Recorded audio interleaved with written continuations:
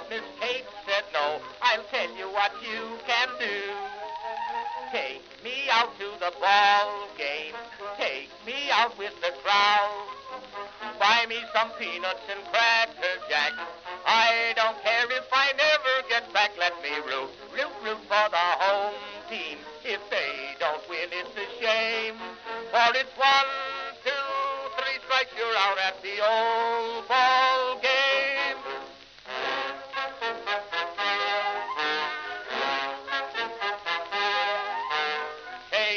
Casey saw all the games, knew the players by their first names, told the umpire he was wrong all along, good and strong. When the score was just 2-2, Casey knew what to do. Just to cheer up the boys she knew, she made the gang sing this song. Take me out to the ball game, take me out with the crowd. Buy me some peanuts and cracker jack.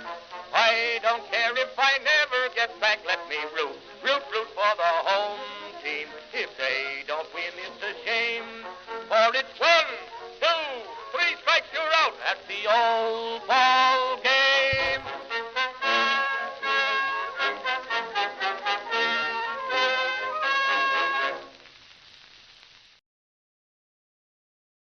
Greetings, folks, and welcome to live coverage of Orioles baseball, where tonight the Baltimore Orioles will be playing the third game of a 4-game series against the Houston Astros here at Oriole Park at Camden Yards in Baltimore, Maryland. How you doing, everybody?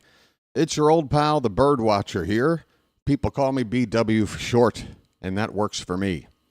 The Orioles have lost their last 2 games against the Astros, the first 2 games of this series. And we are hoping to turn things around tonight. There's still time to salvage a split in this series. We got Trevor Rogers on the mound tomorrow, so I feel really good about that. Who wouldn't? But that makes tonight's game one we want to win for sure to try to get this split after losing the first 2 to Houston. There's some notes to go over.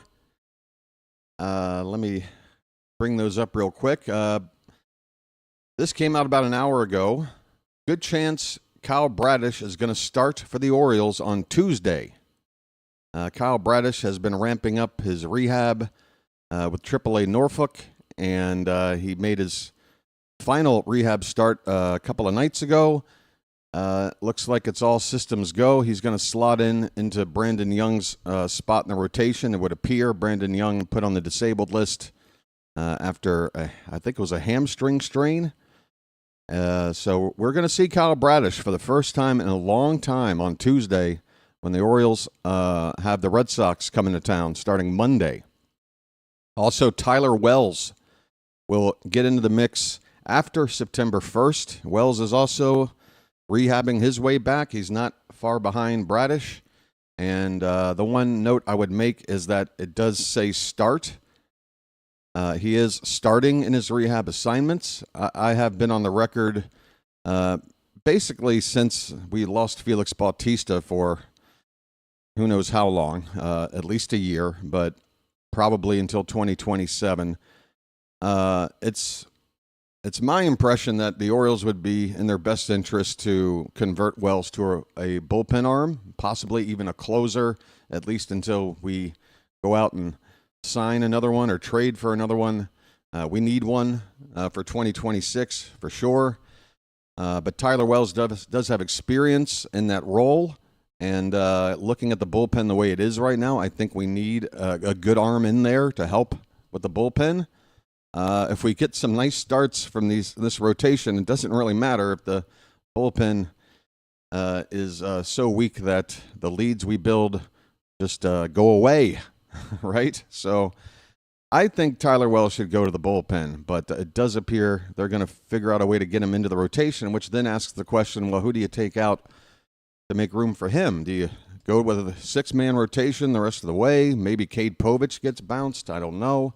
Povich has had, I think, 2 out of the last 3 starts have been a little bit rough for Cade.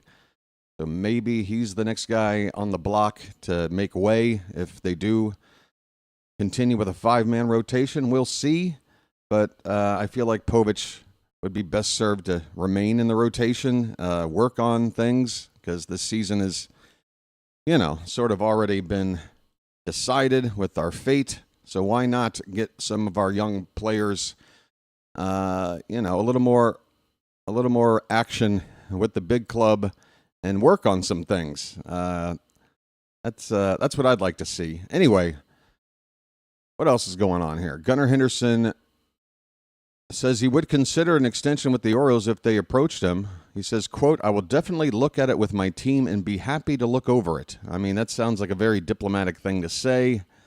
I think you say that no matter what your feelings truly are. You gotta say the right things when asked about certain things in sports, folks. And if somebody's asking you about wanting to stay with the club you're playing for, whether or not you truly want to, you're gonna play your cards close to the chest. Cody Poteet, remember him? I think he pitched one game and then got injured for us. If you're wondering what's going on with Cody Poteet, he's about to start a rehab assignment.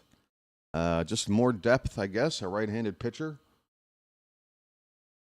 He didn't really impress in his one outing that I can remember for us. But, yeah, I'm just looking to try to get this team healthy. The Orioles have had more players play for the big club this season than any other team in baseball. I think we're up to 63 players. It's just it's been a really rough season with the injuries. What more can you say?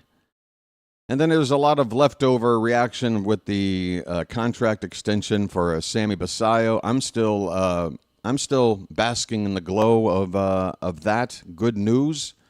That's the kind of news you want to hear from the Orioles, and that can help put a Band-Aid on some other things going on right now.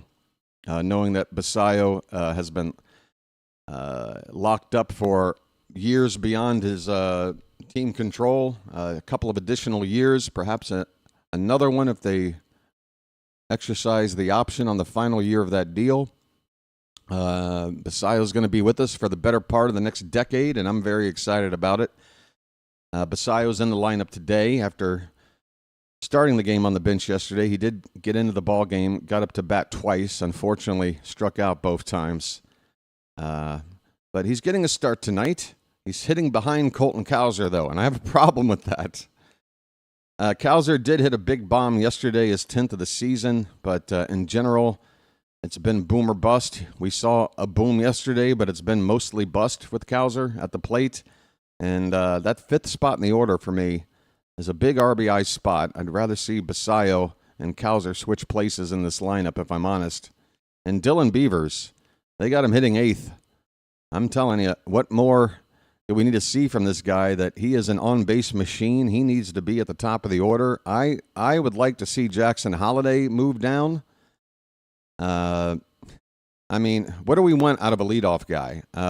We want a guy who can run. Well, Holliday has been picked off more than anybody else in baseball, or caught stealing, the combination of it. I actually saw some numbers regarding the Orioles' base running issues this season. It was sort of an accident. John Boy Media, if you're familiar with him, he does a lot of breakdowns and what have you. He goes deep diving into some MLB analysis, and he was attempting to look at the Yankees and their base running miscues this season, and he started looking at some of the numbers, and of course there's this master list, and who's at the top of the master list of making the most base running mistakes, whether it be caught stealing, picked off, not taking the extra base when it was afforded them, or being overly aggressive and getting thrown out trying to take an extra base. All those different ways to measure the base running ability of a team. The Orioles were right at the bottom. We've made more mistakes on the base paths than any other team when you add them all up. It's not a good distinction to hold, but that's how this season has gone. Anyway, I'm jumping all over the place. That's typically me in this pregame setup. I don't really have a list of. I need to just maybe put a little time in and just write down on a little legal pad like my bullet points for what I want to touch on pregame, because I turn on the microphone and it's just 85 thoughts, all fighting to get airtime, and I don't really have a way of addressing all of them in an efficient way. I got to work on that. But anyway, let's go over the starting lineups and pitching matchups. On the mound, Dean Kremer for Baltimore. He's got a record of 9-9. His ERA has gone down more and more recently with some good starts. It's a sub-4 ERA now in the season, 3.97 with a 1.21 whip. Those are solid numbers for a last-place team. 500 record, a sub-4 ERA, a 1.21 whip. Those are solid middle-of-the-rotation numbers right there. Kremer will be up against Christian Javier, who's only pitched 8 innings on the season. And let me go a little deeper into him to see what he did. I think, didn't we see him? Yes, we did. Last time out, he pitched just 3 innings against us. That was the 12-0 stomping we put down on Houston last Sunday, the final game of that series down in Texas. Javier only able to go 3 innings. He didn't exactly get lit up. He just gave up 3 hits and 1 earned run in those 3 innings, but apparently he doesn't have the stamina to go deep. 2 outings. He's only gone 8 innings total on the season. And, yeah, we hope that's the case today. It's always nice to knock the starter out for any reason and get to a team's bullpen early. The earlier you get to their bullpen, the better chance you have of getting a guy out there on the mound who doesn't have it that day, and you put up a nice 4 or 5 spot on the board, beating up on a bad reliever. All right, here's the starting lineups for the Astros. Jeremy Pena will lead off and play shortstop. Carlos Correa is at third base hitting second. Jose Altuve will DH again and hit third. Jesus Sanchez is in right field. He'll be the cleanup hitter. Christian Walker moves down a spot to bat fifth. He'll play first base. Victor Caratini will do the catching and bat sixth. Ramon Arias gets another start at second base. He'll hit seventh. Batting eighth is Mauricio Dubon. He's in left field again tonight. And Jacob Melton, the center fielder, will bat ninth. For Baltimore, Jackson Holliday will once again lead off and play at second base. Jeremiah Jackson, who's been on a hitting tear, currently a .327 average. He is in right field, batting second. Gunnar Henderson at shortstop will bat third. Ryan Mountcastle will DH and be the cleanup hitter. Colton Cowser will bat fifth. He is in center field. Sammy Basayo back in the lineup, hitting sixth and doing the catching. Kobe Mayo at first base once again, playing every day. He'll hit seventh. Dylan Beavers also playing every day, right out of the gate after his call-up. He will bat eighth and play in left field. Vimael, by the way, I finally heard somebody say this guy's name on an Orioles broadcast after watching the highlight of his first Major League home run on the first Major League pitch he ever got. He did that last night, went opposite field. Very happy for Machine, but it's not Vimael, it's Vimael. There's a third syllable in there, and I'm going to do my best to get his name right. He's one of ours. I don't mind if I mispronounce an opponent's name. It's bound to happen, but I got to know my own players. Vimael Machine. He's just a love machine, folks. And he don't work for nobody but you. And that better be in my... Where is that in my... Did I put that in here? Basayo, Beavers, Holiday, Carlson, Mayo, Mountie. This is still here. Oreo.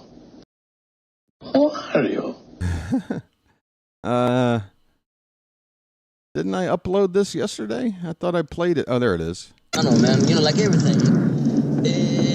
I'm just a love machine. And I don't work for nobody but you. All right.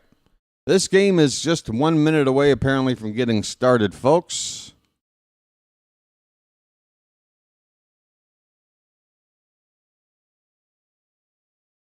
Let me see if there's a couple of other notes to go over before first pitch.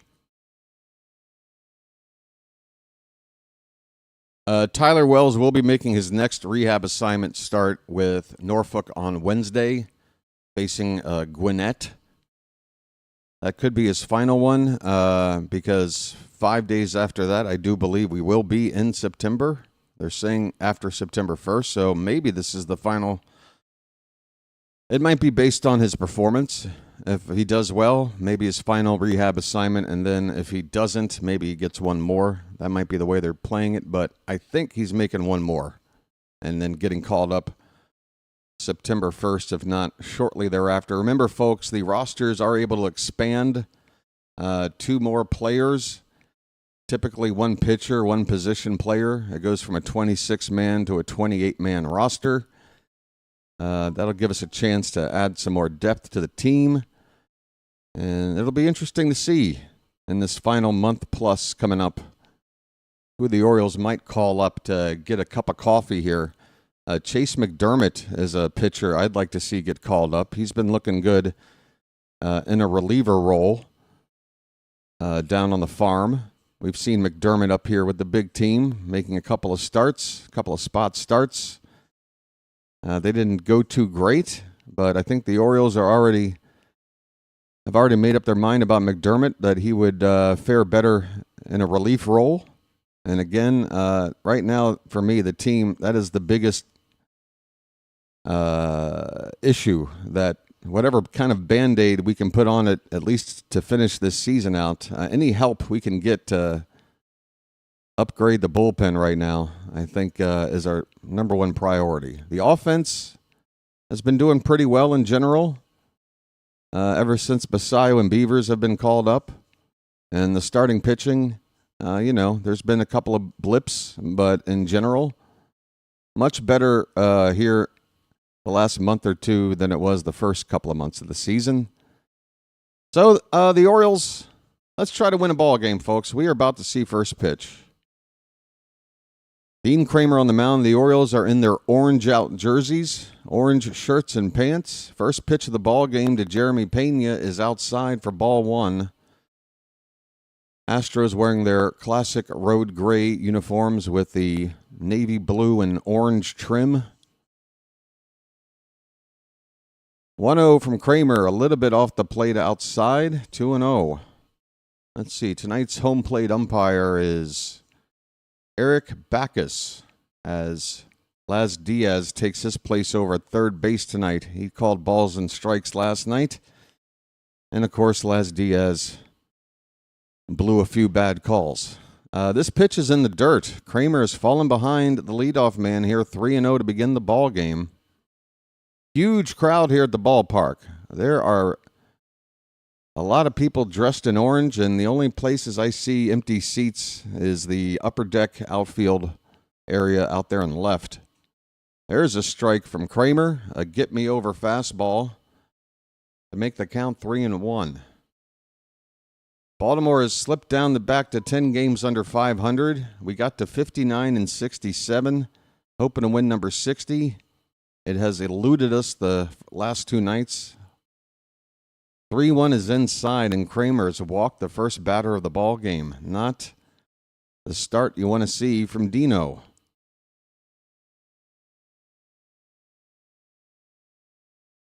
Kremer will be working with Basayo as a battery partner for the first time here tonight. Basayo caught Trevor Rogers' last start. That went fantastic. Haven't heard any negative feedback about Basayo calling a game behind the plate there. This ball is hit high in the air to left by Correa. Backing up at the wall. That ball is going to go. Wow. The Orioles have dropped the first 2 games of the series, and we are 2 batters into this ball game, and we are down 2 runs. Correa hits his 10th homer of the season, a straightaway left. And it is the worst possible start you can imagine for Kremer. A leadoff walk and then a home run ball. In front of this large crowd that has barely had chance to sit down. Kremer's pitch wasn't terrible. It had the inside edge.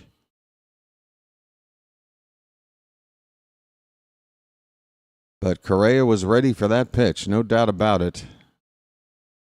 Here is Jose Altuve. He looks at a cutter on the outside corner at the knees for a strike. So we are behind the 8 ball right out of the gate, folks.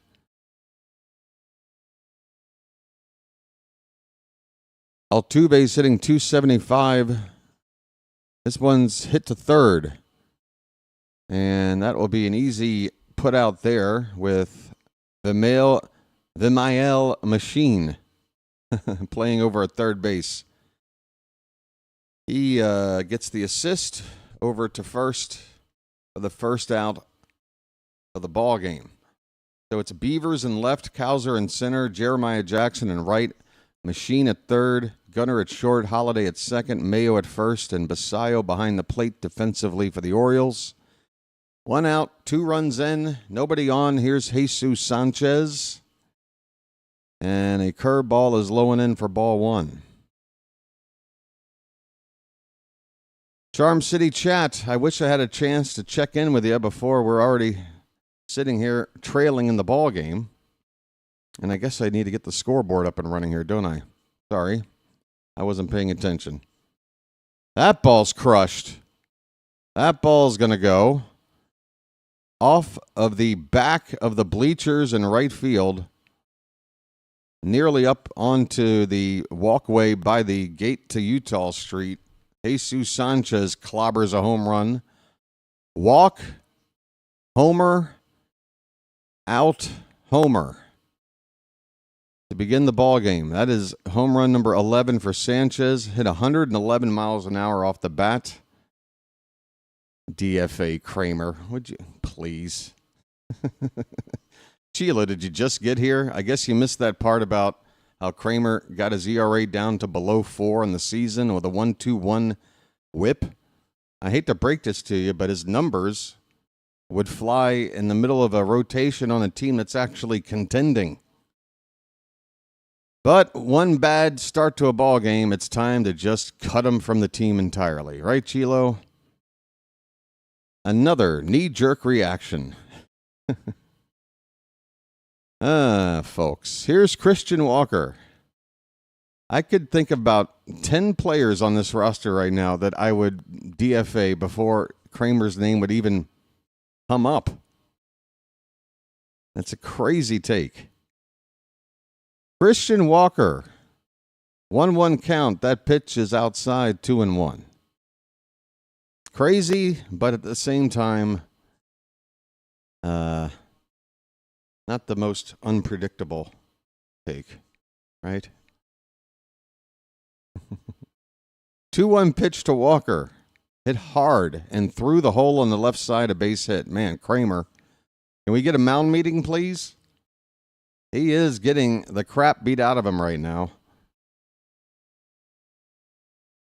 It has been a bad start, and it'd be one thing if we had just won 6 out of 7 and then had a start to a game like this, but this is following 2 straight losses. We were riding high a couple of games ago when this homestand began, back-to-back losses, and now a start like this. Not good for the morale. Victor Caratini at the plate. He swings and misses at the first pitch. Here's your balls and strikes.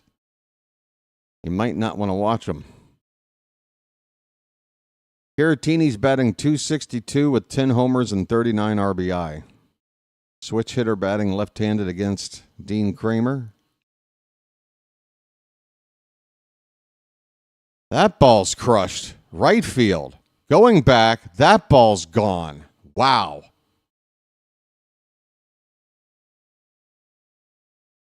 That, honestly, I feel terrible for Kremer. I mean, how bad must he feel right now? You think he's enjoying this? He knows within 5 minutes that this game is about 95% chance out of reach. 3 home runs in the first.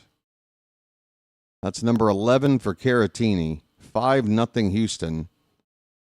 Worst case scenario. And no, I still don't want to DFA him. Because what's the point? Clearly he doesn't have it tonight. With each additional run he gives up, I'm supposed to believe more and more to get this ball's hit out hard to deep center field. Cowser has to sprint out there onto the track and make the catch. That ball was clobbered. We get the second out.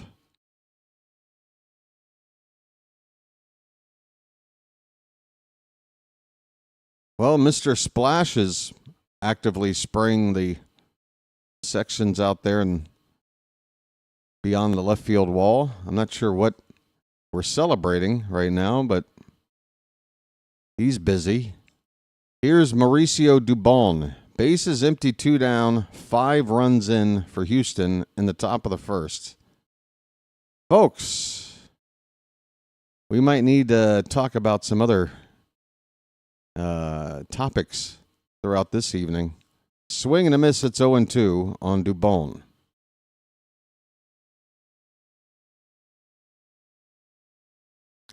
Believe me, folks, do you think I'm happy? A game that starts like this usually means a death knell for my channel in terms of a turnout and the numbers for this game. They're going to probably be one of the worst of the season.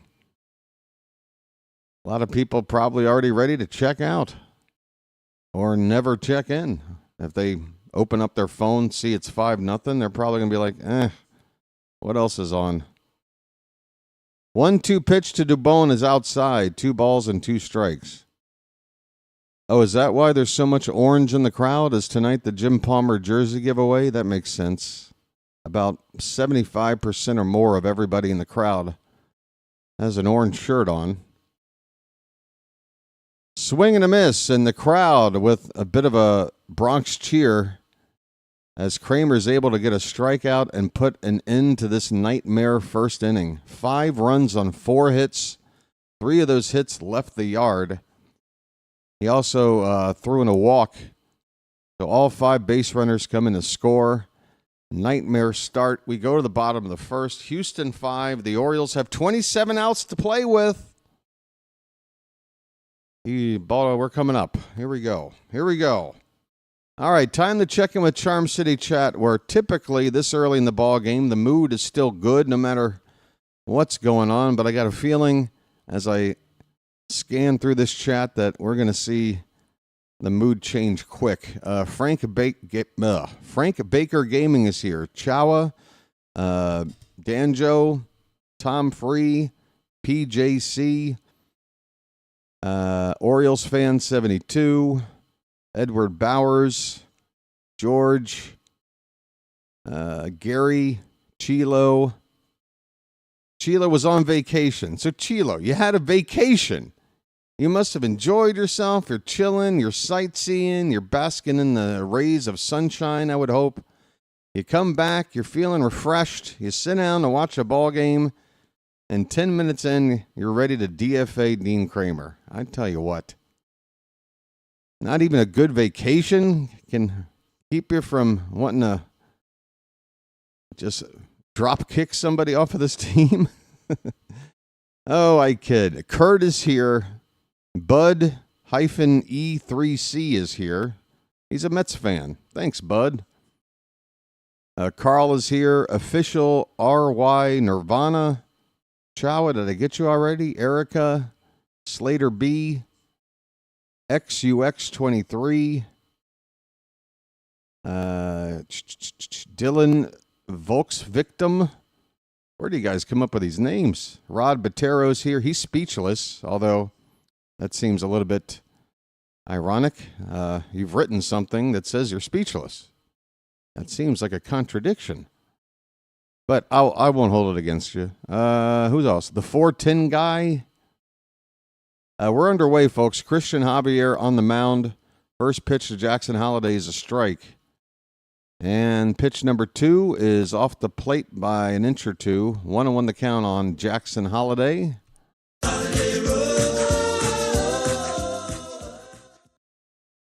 Football is here. Football. I think I'm caught up, folks. Carl, did I get you? Here's a foul ball by Holliday behind the plate. 1 ball, 2 strikes. Holiday's hitting 248.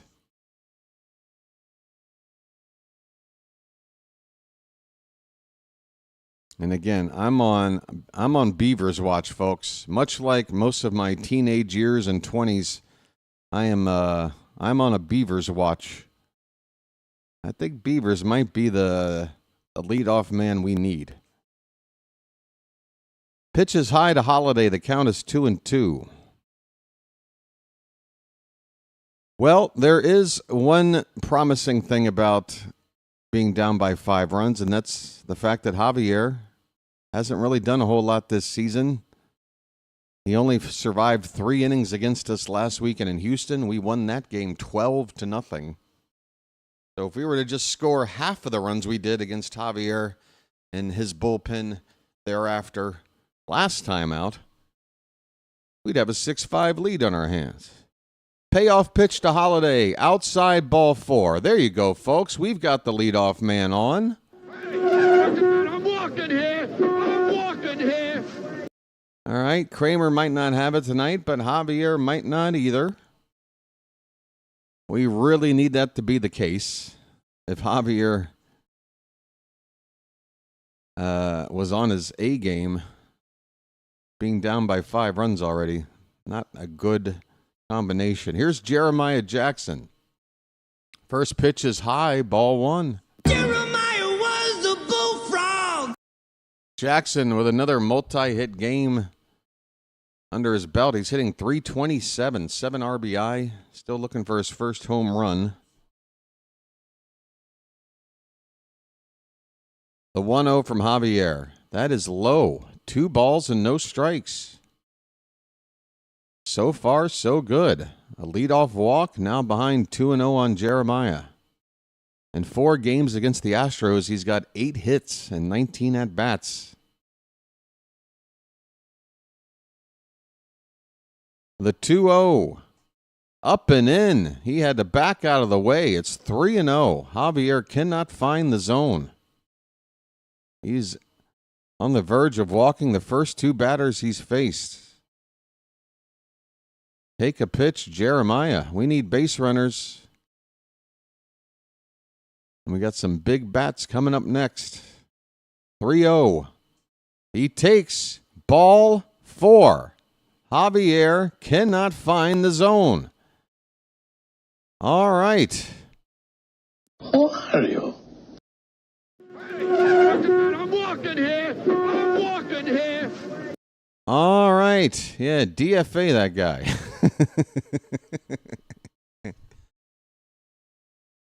I'm worried. Man, Chilo, you worry me, man. What if I'm having a bad night calling games? Are you going to DFA me? Am I allowed one bad night? Matt brought the good vibes. Hey, Rachel's here as well. How you doing, Rachel? Anybody else stoked we locked down Basayo? You damn right I'm stoked, Rachel. It really is such a great thing for the team and for fans. I've been saying this all season. Like, the way this season's going, if you want to get the fans to be happy and not complaining about everything going on, for if only for a few days, lock somebody up. All right, Gunnar Henderson, folks. Nobody out. 2 men on base. A chance to get back into the ball game. And he takes low for ball 1, folks. His name's Gunnar and he's dating my mom.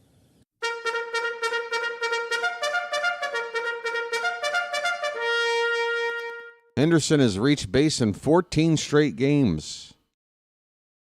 That's a strike. First strike in a while from Javier. Bottom of the zone. Count is 1-1.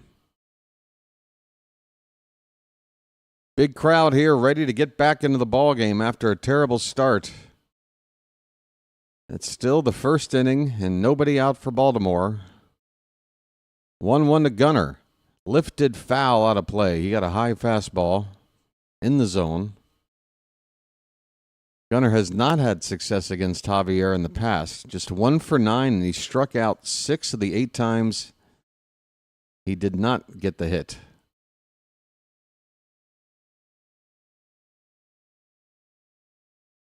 The 1-2 pitch. That's a tapper. It's going to be through. It's through. It's a base hit. Holiday will come around to score. That ball cannot be hit any slower through the infield, but somehow it escapes the outstretched glove of the second baseman and bleeds into center field. An RBI single for Gunnar. Still nobody out. Runners at the corners. Let's rally back. It's 5-1. It's magic, you know. It's magic. On a magic carpet ride. On a magic carpet ride. You believe in magic. Break out.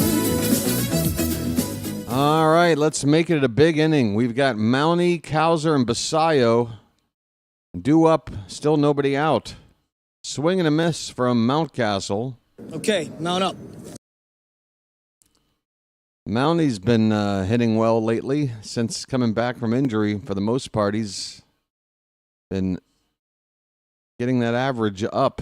It's at 256 right now. Here's a check on Gunnar back at first.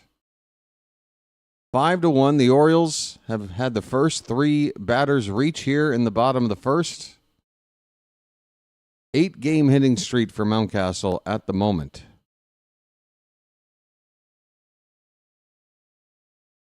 The 0-1 from Javier. That's high. The Oriole hitters are doing a good job laying off all the pitches out of the zone, letting Javier get himself into trouble.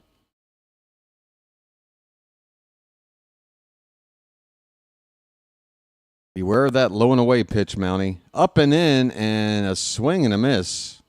And on the play, Gunnar steals second base without a throw, folks. That'll take the double play out of order, the conventional one. Still nobody out, and now a couple of ground balls or a couple of sac flies, and it's 5-3 without another hit. We got a chance to manufacture some runs here. That pitch is in the dirt. It's 2-2. So we could have it both ways. We could manufacture a couple of runs, make it 5-3, walk away, and have another 8 innings to fight back into this, or we could make it a big inning. Because so far, Javier has not gotten anybody out. The 2-2 in on the hands of Mountie. He's able to somehow get a piece and foul it back. That might have gotten a piece of the ump. But he doesn't look like he needs... He just gave a thumbs up saying he's fine. No need for anybody to kill time. He's ready to go.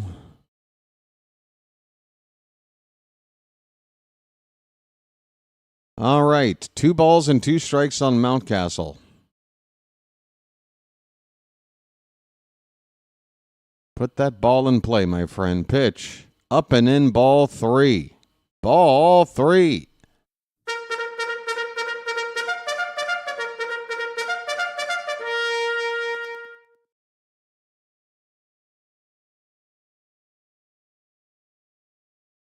Crowd is making noise here. Second and third, nobody out. The payoff pitch to Mountcastle. Swung on and missed. That is how Javier gets his first out, and it's the worst possible way. Not making contact, not putting the ball in play. So many ways to get a run in here, but you got to make contact. And now it's Cowser coming up instead of Basayo. Another spot where, again, contact is more important than anything. Let's hope Cowser can do it here. He had a home run last night. He takes low for ball 1. All right. No need to be aggressive right here. Let Javier work himself into trouble. Then sit on something. That's right, folks. Get those cows up in the chat.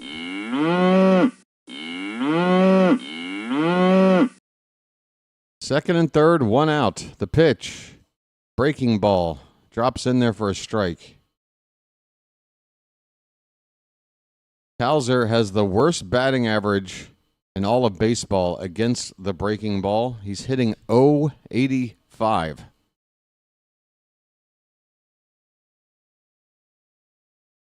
The 1-1.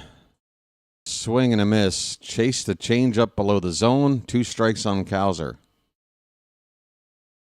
I'm telling you right now, I'm rooting for Cowser, but if he cannot put the ball in play here, this is going to be a 3rd straight game where he comes up in the first with runners on, a chance to drive him in, and it could have been Basayo instead. That's all I'm saying. 1-2 pitch. He takes high, 2-2.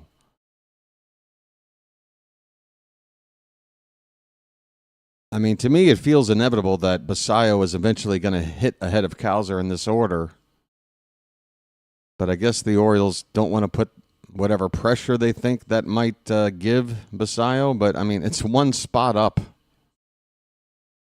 Here's a breaking ball fouled away by Cowser. He stays alive. The count is 2-2. Come on, buddy.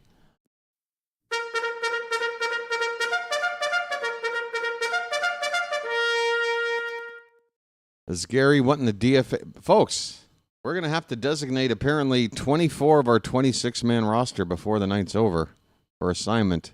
That's really going to make tomorrow's lineup a tough one to put together. 2-2 on Cowser. Come on, make contact, my friend. The pitch.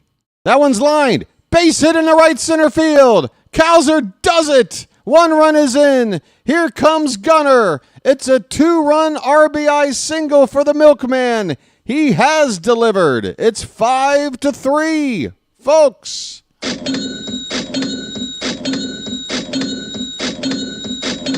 Got milk?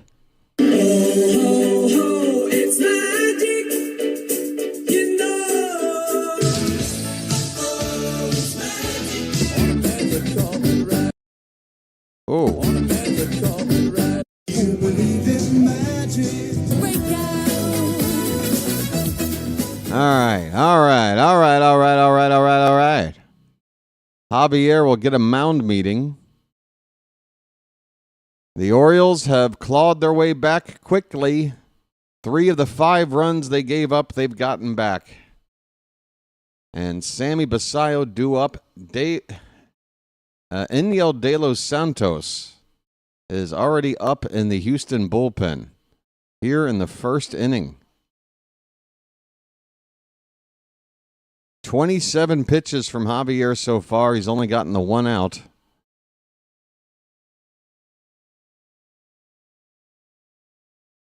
Good swing from Cowser. All right, here's Basayo, folks. Slamming Sammy Basayo at the plate.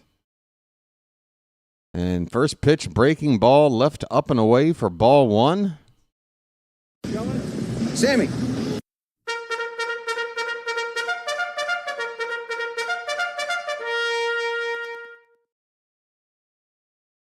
The 1-0. Hitting the air to left. That will not do much. It will hang up there for Dubon. He makes the catch. Cowser will go back to first. 2 down. Basayo flies out to left. But let me just say this. If Basayo had come up with 1 out and runners at second and third, in other words, Cowser's spot, even that out produces a run. That drives in a runner from third. Kobe Mayo at the plate. 2 down, runner at first. He is the tying run. How about we tie it up?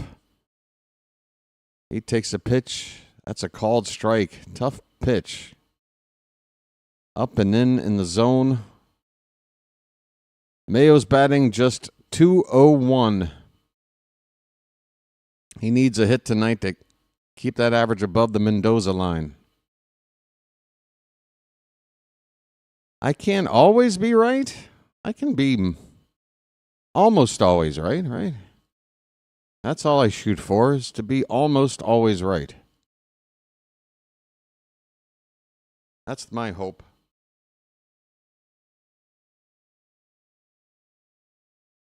The 0-1 to Mayo. Oh, he took a huge cut at a rising fastball.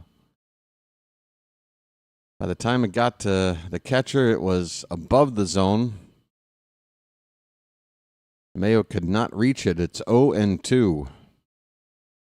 Mayo, when behind in the count, has the 4th worst batting average in baseball, hitting a .06. He has got to work on that. 0-2, up and away.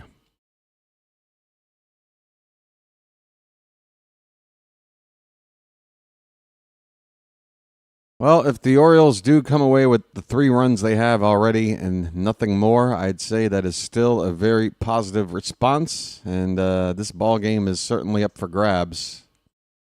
That's a called strike 3, bottom of the zone. Mayo does not look happy with that call, but too close to take, my friend. Oh, no. Do we have a visitor? Did Harry like that Raleigh?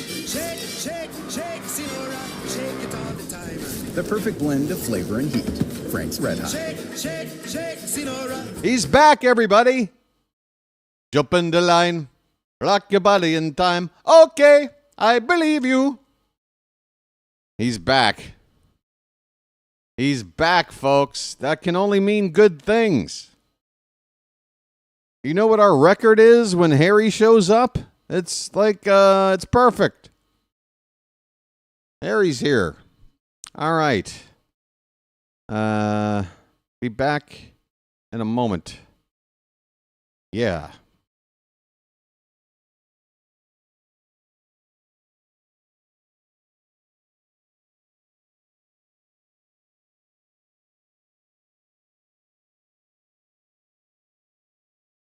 Here's a highlight from last night's Yankees-Red Sox game.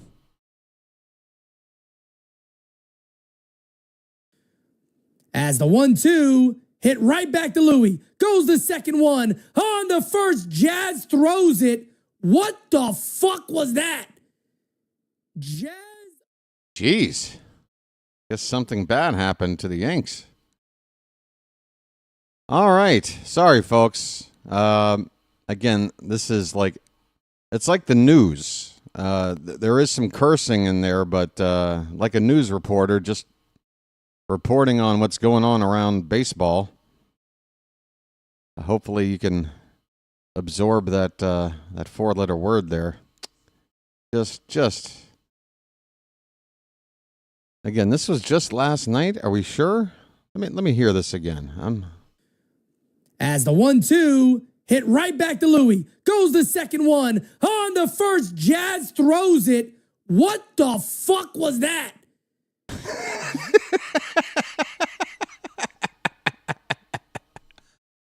We are in the top of the second. Hey, Matt Holliday's chilling in the crowd. Looking like Emperor Palpatine whenever he shows up. All right, 0-1 on Jacob Melton. Next pitch from Kremer. Hit on the ground to second. Holliday should have a routine play. There's one out. All right. Dean Kremer getting the number 9 hitter out, no problem. This is where Dino goes on like 15 straight outs. Watch this. 15 up, 15 down. Let's go. Jeremy Pena.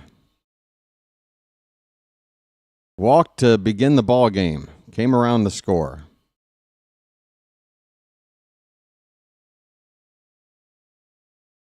Kramer's first pitch is hit on the ground to Gunner. That's another routine play. And that is another routine out. 2 quick outs for Kremer. The perfect bounce back inning we're looking for.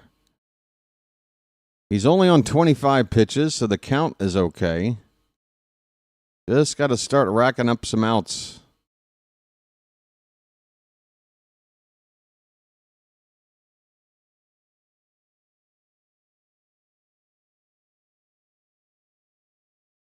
I was able to communicate through the device in Kramer's hat that Chilo was threatening to designate Dino for assignment. And I think Dean got the message and is now pitching much more effectively. Correa at the plate. He takes high for ball 1.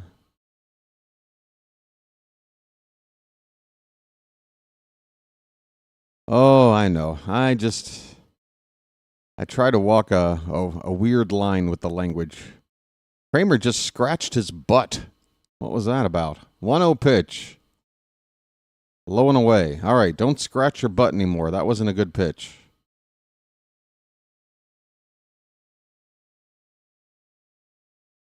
Two 2-0 on Correa. 2 down, bases empty, top of the second. Lots of runs in the ball game already. Fouled away. 2-1. Did we talk about 3,300 subs? Well, what we need to talk about is that we hit that number 3 games ago, and we have yet to get to 3,310 since. It's great to hit 3,300, but the last 2 games, I've been averaging about 3 subs a game. That's not going to get her done, folks. That's not going to keep this channel around for as long as you would have hoped. That is ball 4. No, that is a called strike. Okay, Correa with the body language that made it look like he was ready to go to first, but that is strike 2. 3-2 on Correa. Here comes the payoff pitch. Swing and a miss. Kremer. All right, that is a bounce back inning. Keep going, Dino.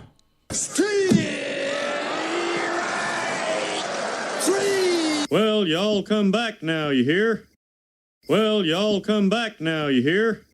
All right, bottom of the second. Again, folks, we've got 24 outs to play with. We're down 2 runs. So, yes, that start to the ball game was abysmal. And if we do wind up losing, I'm sure we'll point to that first inning as to why. But, long way to go. It looks like the Astros are going to have to go to the bullpen early, one way or the other. Good evening, Don. Good evening. Good evening. Okay, let's not DFA him, just send him back to AA. Wow, he's not even good enough for Norfolk? He's got to go back to Bowie? He's got to go back to Bowie? Or I'm sorry, Chesapeake.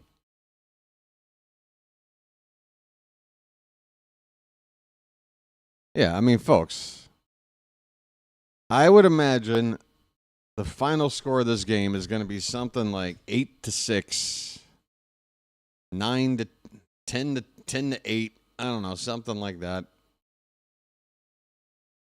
There's going to be some more runs in this game.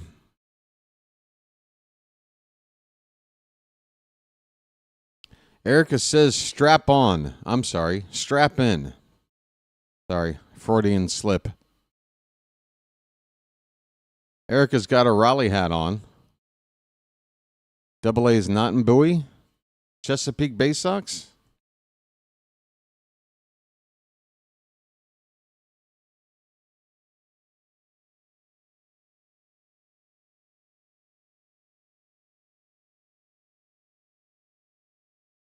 What are you talking about? Chesapeake Bay Sox. The Chesapeake Bay Sox are a minor league baseball team located in Bowie, Maryland. They are the AA affiliate of the Baltimore Orioles and play in the Eastern League. Hello? Here's a ground ball to first. And the throw to the pitcher covering goes over his glove. Bad defense from Houston, and Dylan Beavers will reach to lead off the bottom of the second. Folks, nice beaver. Nice beaver. Thank you. All right, so we all clear on that there, Big Cuz? They changed the name from Bowie to Chesapeake, but they're still the AA team. All right. Leadoff man on. The tying run coming to the plate here in the second inning with nobody out. And it is Vimael Machine, folks. First pitch is outside. I know, man. You know, like everything. I'm just a love machine. And I don't work for nobody but you. I'm just... All right, I don't want to pick on Big Cuz, but what did you know them as? Swing and a miss. There goes the runner. It's a bad throw off the bag and a stolen base for Beavers. Folks, this Beavers got some speed. Meep, meep. Beaver's first major league stolen base, and that's it. If he can steal bases too, I want him as our new leadoff hitter. This guy looks more like a leadoff hitter to me in 1 week than Jackson Holliday has looked in 1 year. I'm sorry. That's my opinion. The Orioles, for some reason, I can't really give you a logical... I don't know why they did this, but they basically publicly were like anointing Holliday as the leadoff man for the next generation. I think Beavers fits the bill a little bit better. Here's Vimael Machine's 1-2 pitch.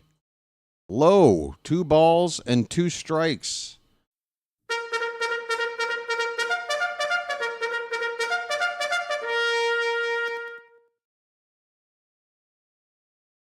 Two. Pitch. Swung on, and did he get a piece? He did. Okay. I lost sight of the ball. Foul ball, still 2-2 on Machine. Beavers at second base with nobody out. It's still early, so if we just manufacture this 1 run in here, I would be fine with that. You could still get a bigger inning, but you got to get that run in there. Up and away, full count. Full count, folks.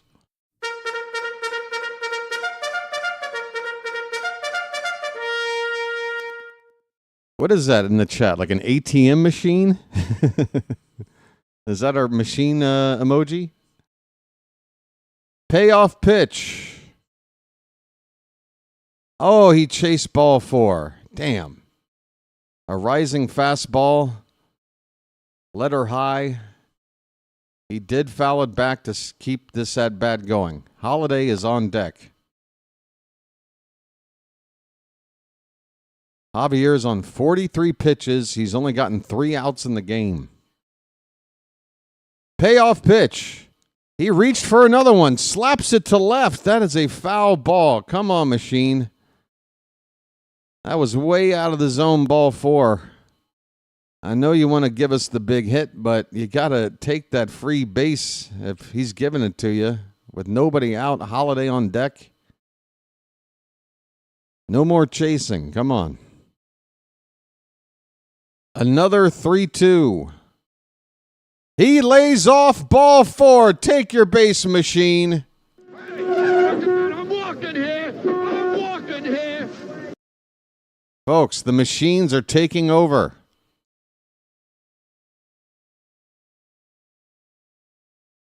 The Machines are taking over.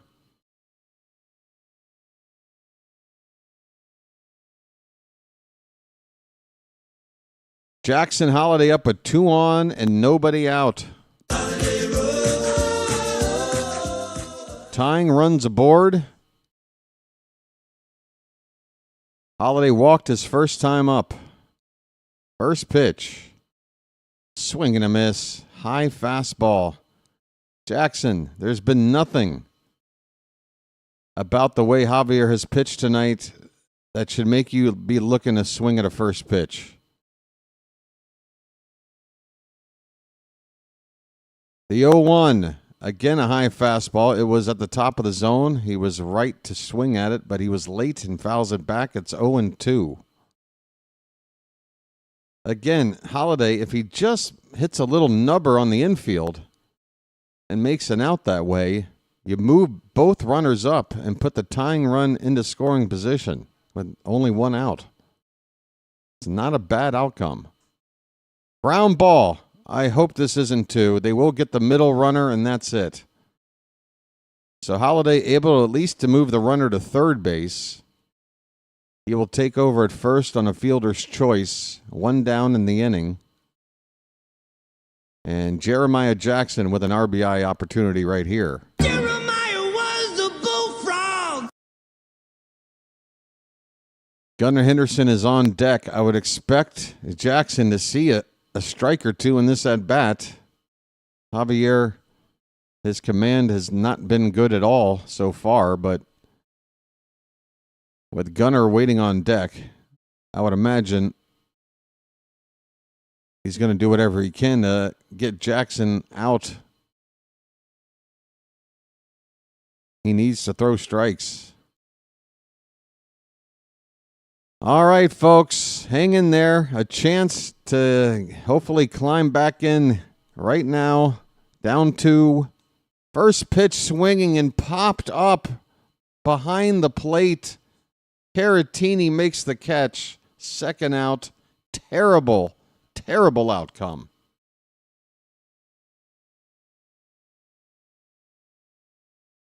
What are you doing going after the first pitch, period? Up and in on the hands.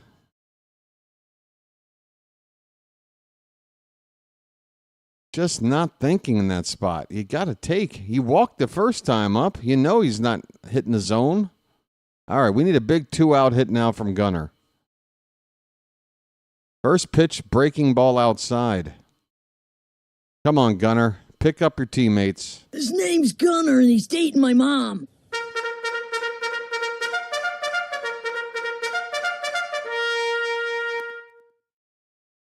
The 1-0.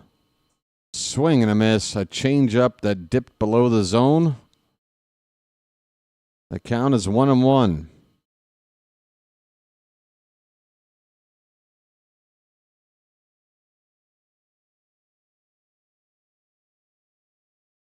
One and one the count. The pitch.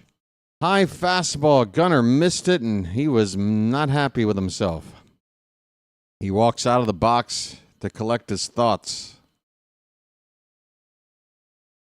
2 strikes on Gunnar, 2 down. Runners at the corners. We had first and second, nobody out. And all we've been able to do is move 1 runner to third with 2 down now. Here's the 1-2 pitch. That's high. 2-2. Come on, folks.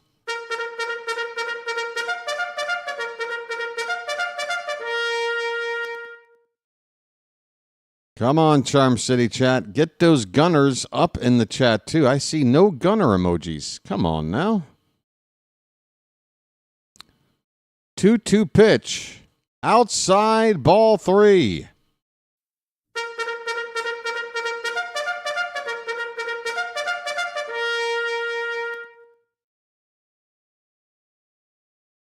Runner at first will take off on the pitch.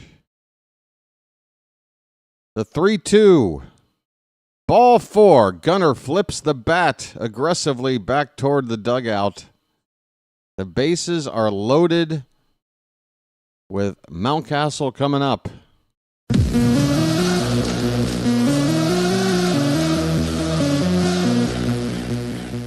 Even though that loads up the bases and pushes 1 runner up, I think Javier didn't want to pitch to Gunnar. I think he'd rather go after Mountcastle, the right-hander. He struck him out first time up.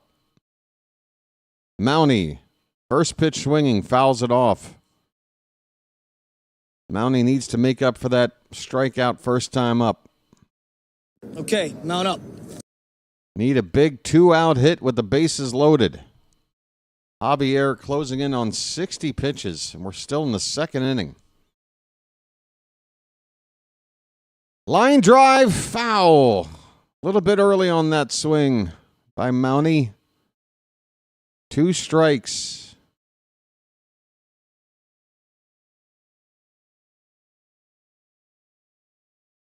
Beavers at third, Holiday at second, and Gunnar at first. Lots of speed out there.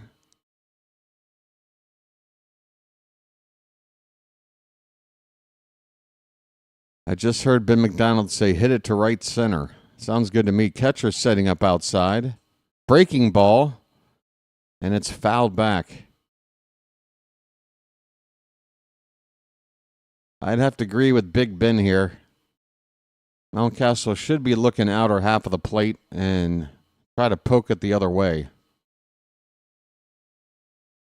Folks, Annie, the guardian angel of Charm City Chat, has made an appearance. Oh, Mountie chased one way high, but he didn't able to make contact, foul it back. Still 0-2. Annie has gifted another free membership to a lucky bird watcher out there. Brandon just got that. Thank you so much, Erica. Sorry. I just saw Erica's name at the bottom. Thanks so much, Annie, for that. Here's a line drive, base hit into center field. Will we tie it up? One run is in. Here comes another. We will start over. It is 5-5, a 2-out, 2-run RBI knock for Ryan Mountcastle. Folks.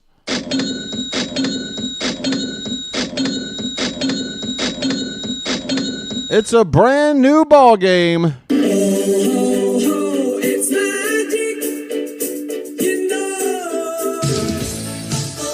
It's magic. On a magic carpet ride. On a magic carpet ride. You believe in magic.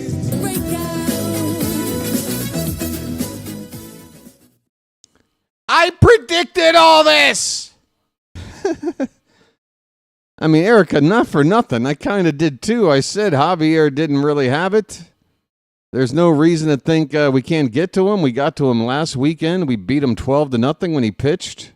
So, yeah, I'm with you. Don't give up yet. We're back to a 5-5 ball game. Colton Cowser, folks. Get those cows up in the chat.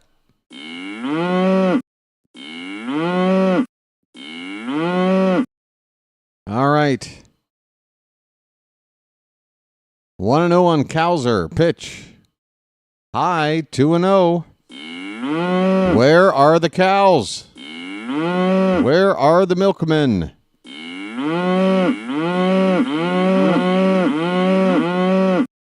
There we go. 2-0 on Cowser. Pitch. Swing and a miss. Change up. That tailed away a little bit at the end there. 2-1 on Cowser. The Orioles scored 3 in the bottom of the first, 2 more here in the bottom of the second to erase a 5-0 deficit the Astros had built in the top of the first. Brand new ball game. This pitch fouled back. 2-2 on Cowser.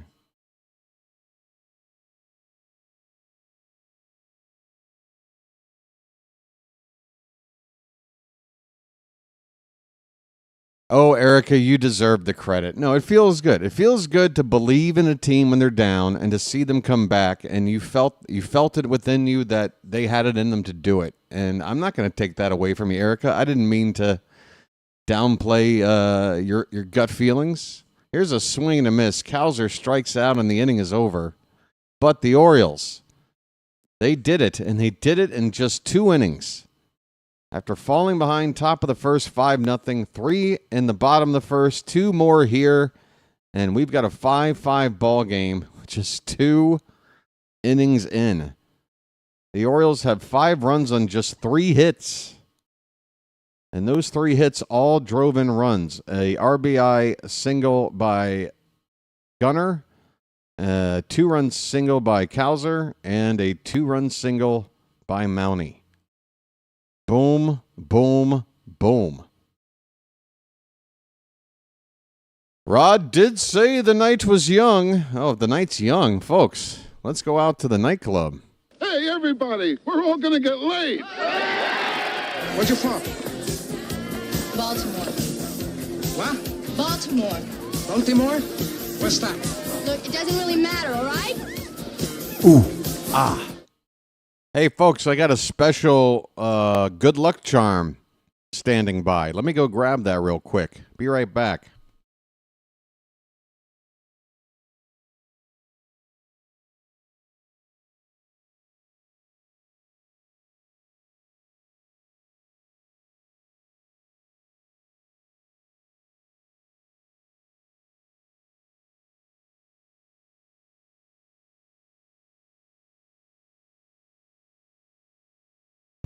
That's right. I've got my special Thailand coconut custard.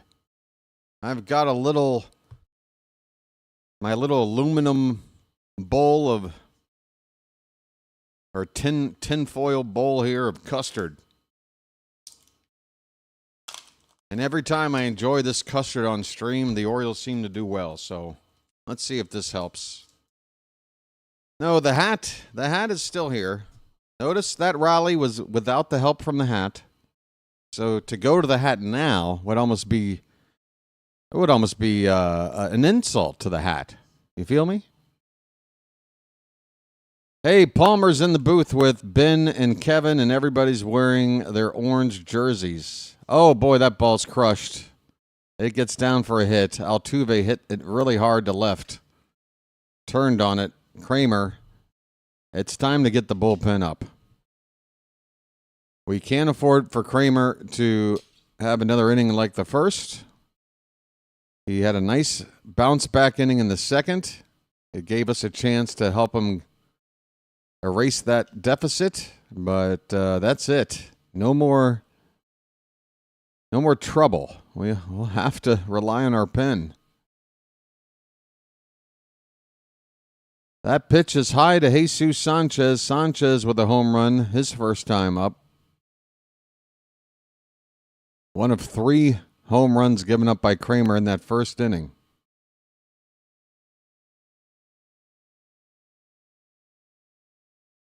Here's a foul. No, that is a fair ball. Somehow that ball stays inside the third base bag on an inside-out swing. Folks, it is such bad luck. I know Kremer doesn't have it tonight, but that was bad luck right there.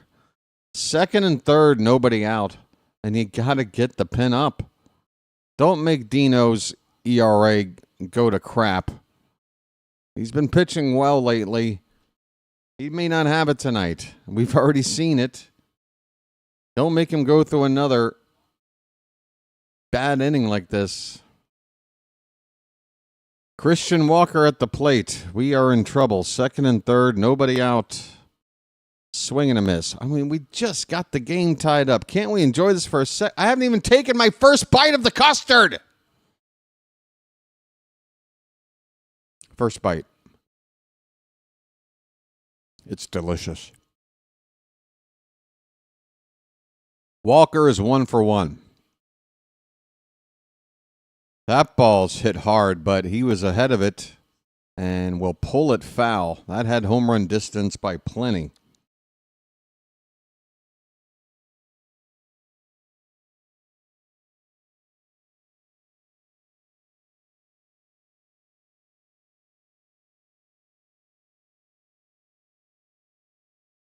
Oh and 2 on Walker. We need a strikeout. The pitch, that's high. Head high to Walker on the fastball.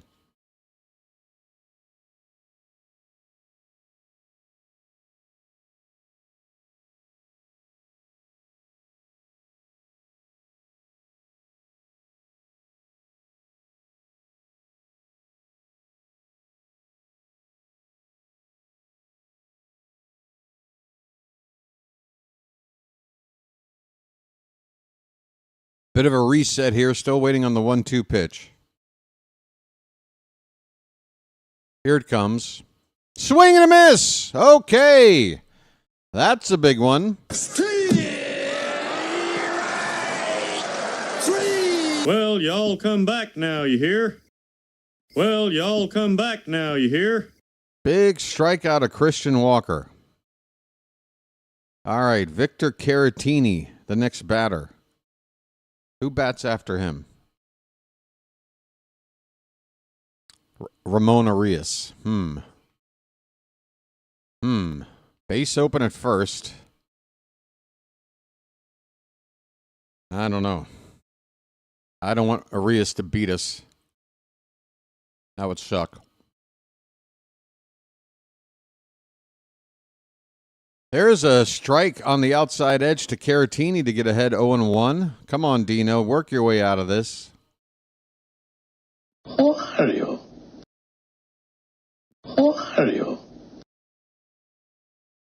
Kremer now in 40 pitches. Oh, no. 3-second rule. 0-1 pitch. Hit on the ground. And we've got, oh, they're going to go to home. They're going to go home. The throw there. We can't hold on to the ball. It gets away from Basayo. Hurry up and get the ball. They're coming home again. Another run scores, and we can't hold. Oh, it's a calamity. An absolute calamity. 2-run score on the play.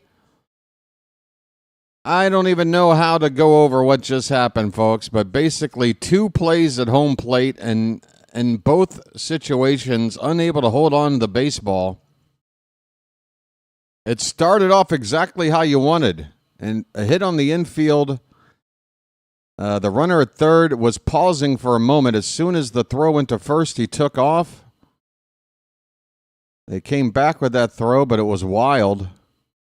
Or Basayo couldn't handle it, one of the two. And Basayo took a little bit too long going to get that ball, and that allowed the next runner behind to come in. Another play at the plate there. I think Kremer was covering. He couldn't hold on to the ball. 2 runs scored, 7-5 Houston. I mean, you can't really blame Kremer for much of that, can you? He got the ground ball he wanted.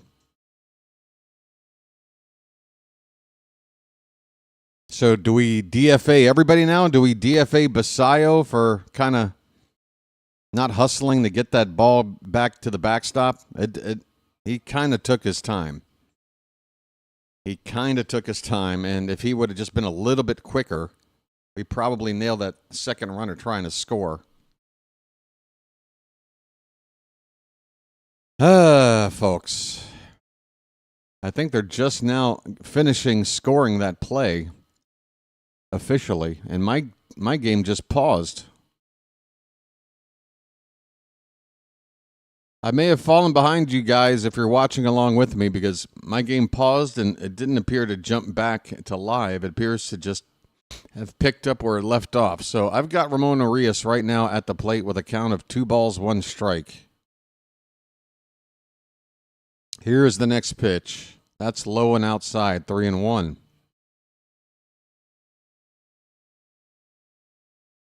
Seven to 5, Houston, top of the third.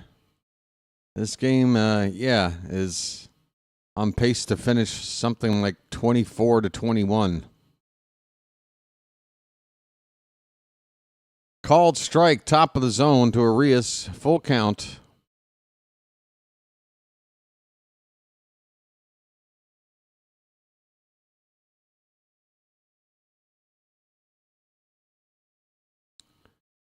And it looks like this inning's about to end because the screen just went black. Swing and a miss. Kremer with the strikeout to end the inning. 2 runs come in, all on one really ugly looking play on a ball hit on the infield. We got an out on the play, but 2 runs score. And the Astros take the lead back at 7-5.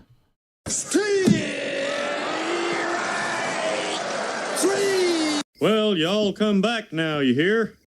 Well, y'all come back now, you hear? Folks, I might have to go back to my boy Harry here. Harry, where you at, buddy? I am conjuring the ghost of Harry Belafonte.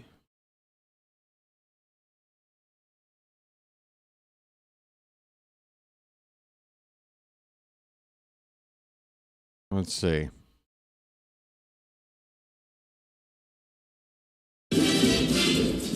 Shake, shake, shake, Sinora, shake your body liner. There you go. That's on standby. Help us out, Harry. Shake, shake, shake, Sinora, shake your body liner. All right. By the way, who is this Senora? Can I get her digits? Hey, Janet is here. Comeback time again.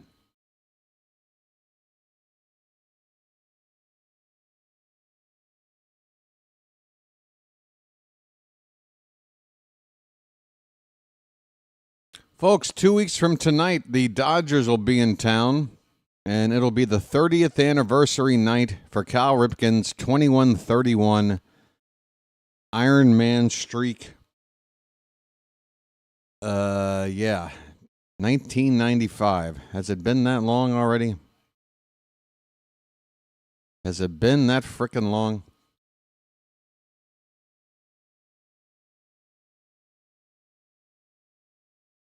That's the year I graduated high school.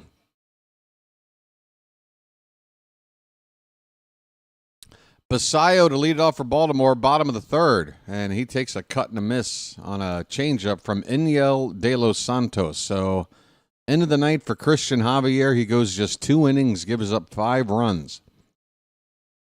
De los Santos has already pitched in this series. I would think if they're going to go to him first, they're going to want more than 1 inning out of him this early in the ball game.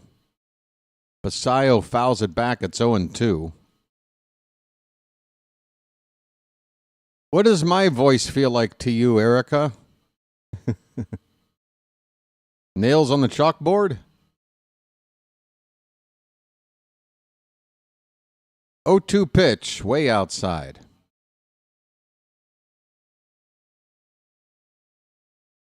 I want to know what my voice feels like. Oil and vinegar? Or is it oil and water? I screwed that up. 1-2 pitch. Oh, what are you chasing, Sammy? Did he get a piece of that? No, he struck out. Oh, Sammy, in the last 24 hours or so, not looking too bright at the plate. Some of these strikeouts. Maybe he's a little too giddy over that contract extension. We know, buddy, you're set for life at the age of 21. I would be excited too. Here's Kobe Mayo. First pitch is inside for ball 1. We're almost at 300 games, and I love you, and it feels like cloud 9. Oh, Erica. Aw. That's so sweet. 1-0 pitch fouled away. 1 ball, 1 strike. You Baltimore women with your charm. You guys are trouble. Seductress. BW Velvet Dulcet Tones.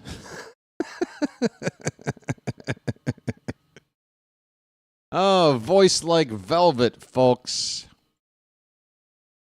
And a personality like a burlap sack.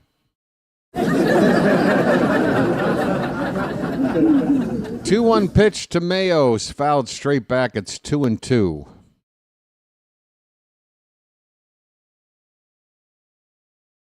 Hey, there's a nice wide shot of the ballpark. And the dimples. And the dimples. Hey, I'm single. If you like a long-distance relationship, ladies, I'm the guy for you. Swing and a miss. Mayo strikes out. 2 away in the inning. That's right, ladies. If you're looking for a pen pal kind of a boyfriend or spouse, I'm the guy for you. I'll write to you. That's about it. That's the extent. Dylan Beavers gets a strike on the outside edge. Beavers reached on an error. All he does is reach base.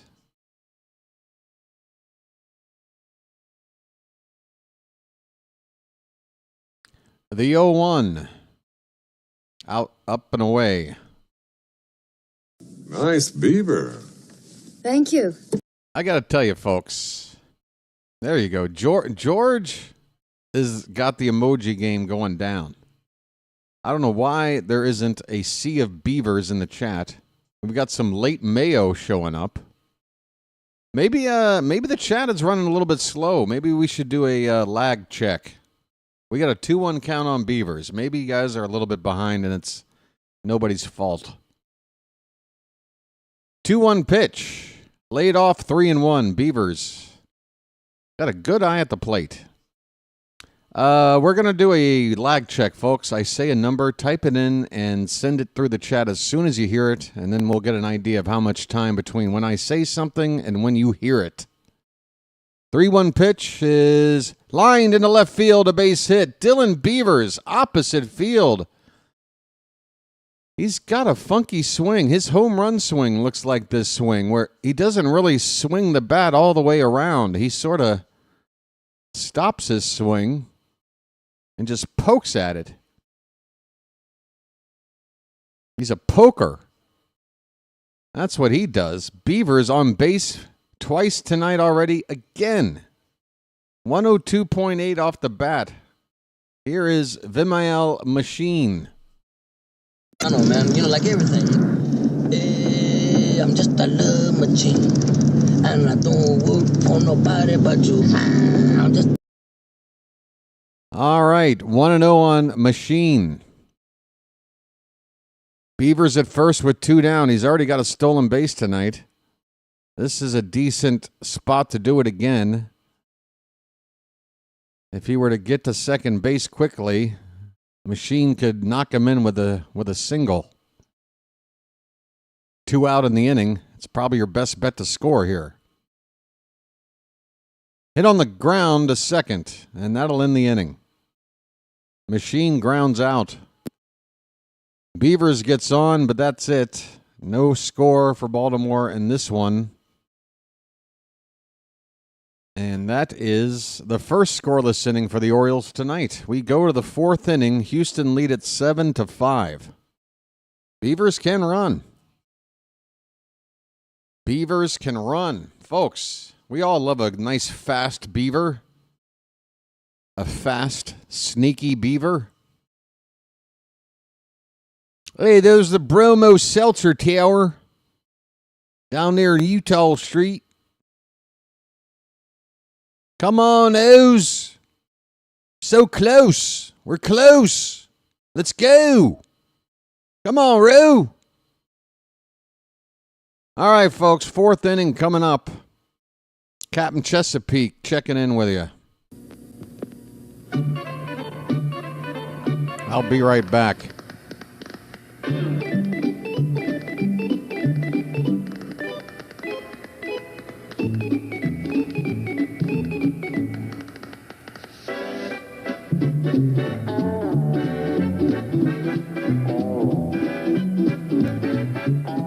met a strange friend. This is Jack Burton in the Pork Chop Express, and I'm talking to whoever's listening out there.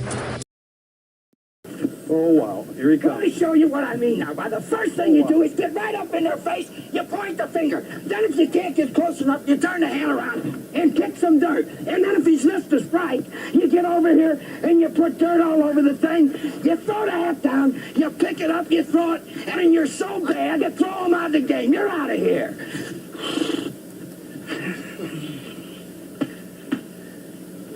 That's the way a major league manager should. I learned something, buddy boy. All right. We are beginning the top of the 4th, and Dean Kremer still on the mound. Still on the mound. How many pitches so far for Dino? 47. 8, 9, and 1 batters due up for Houston. That is high for ball 1. Read mine aloud in one of your movie voices. What do you mean, one of my movie voices? What is a movie voice? I mean, I do some really generic, barely passable impersonations of some people. Here's a fly ball to right, caught by Jeremiah Jackson, 1 down.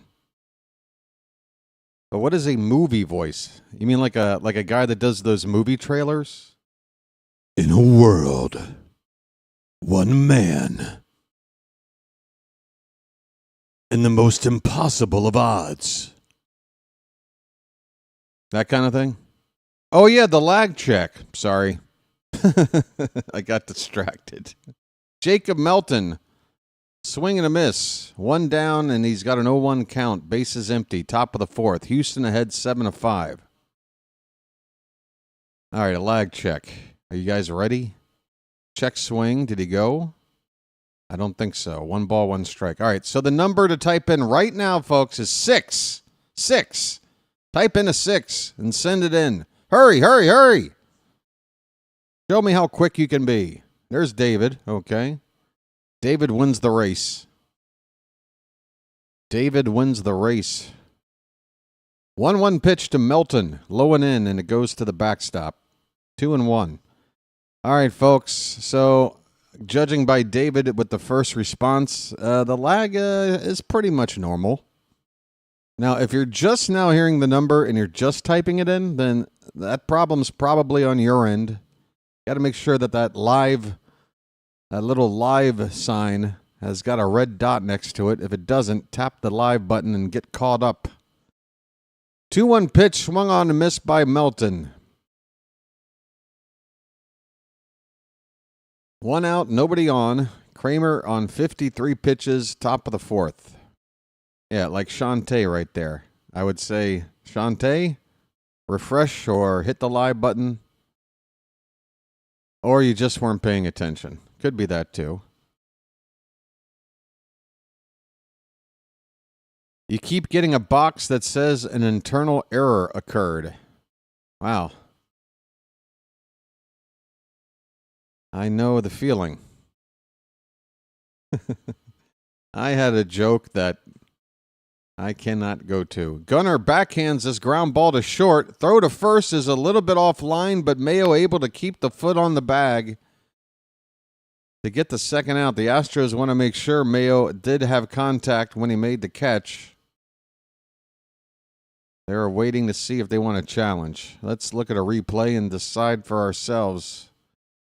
Mayo's foot is... Ooh. Ooh. We need a freeze frame here. We need a freeze frame. Are they not going to challenge? Okay. Fine by me. 2 away. Base is empty. Jeremy Pena coming up.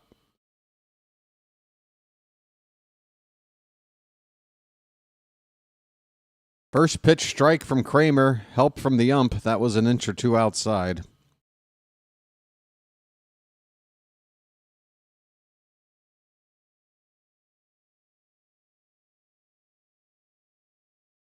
Oh-1 is low. Again, a box with an folks. Sounds like my ex-girlfriend. A box with an internal error. Get it?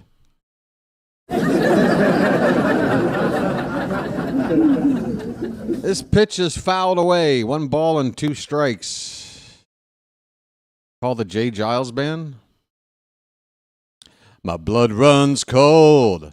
My memory has just been sold. My angel is a centerfold. Angel is a centerfold. My blood runs cold. Bow, bow, bow, bow, bow. Here's a ground ball by Pena. That's a fair ball. Machine throwing from foul ground. Gets it there in time. The Machine showing off a little bit of defense. Besides that, it's on the reflexes. And this inning is over. The score is still 7-5. We go to the bottom of the fourth. Oh, freeze frame? Freeze frame, freeze frame, freeze frame, freeze frame, freeze frame, freeze frame. And I freeze. Bam, bam, bam, bam, bam, bam, bam, bam. Bam, bam, bam, bam, bam, bam, bam. Shake, shake, shake, Sinora, shake your body liner. All right. All right. You people are treating this live stream Orioles channel like a mockery. All right. Freeze frame. Did J. Giles band have a third one? Centerfold, freeze frame. Did they have another one? What am I missing? I always got that dude and Rick Ocasek mixed up when I was younger. I was like, is that the Cars dude? No? Oh. What's he doing over here? I also didn't understand why David Lee Roth was doing solo songs like, what's that, Just a Gigolo? But Van Halen was still the 80s were confusing. I was too young. Love Stinks. Oh, is that Jay Giles? Must have got lost. I need a refresher on my Jay Giles.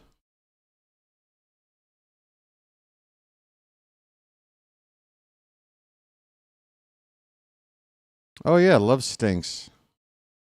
How can I forget Love Stinks?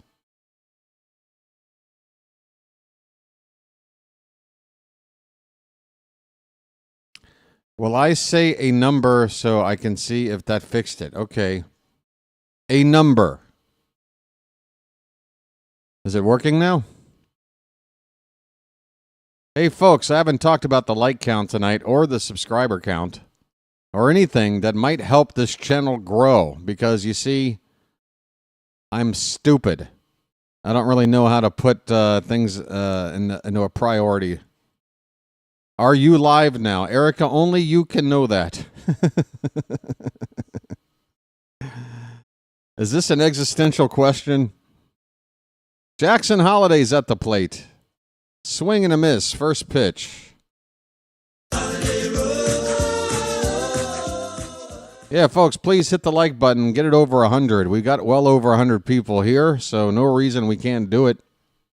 Tap that thumbs up at the bottom of your screen, please. That pitch is way high to Holiday. 1 ball, 1 strike.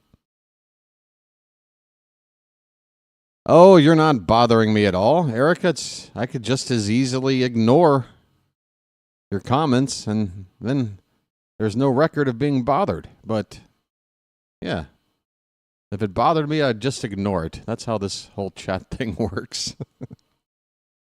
Holiday with a swing and a miss. 1 ball, 2 strikes. You're fine, Erica. You're fine. I'm the only thing you watch on YouTube. What are you, over on OnlyFans the rest of the day? What are you up to? Up and in. 2-2 on Holiday.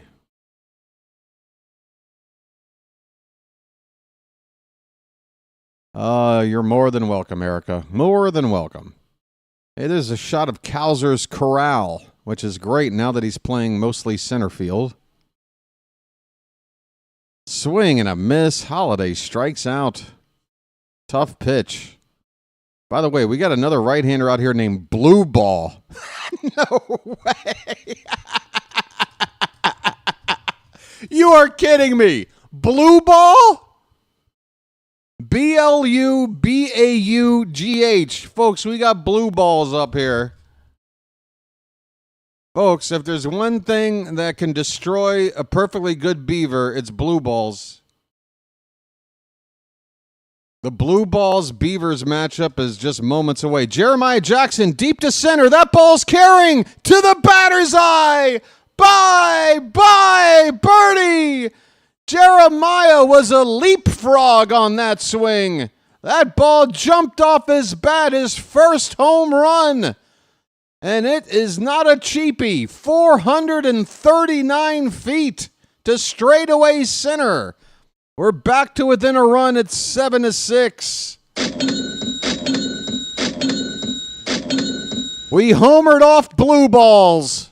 It's magic, you know.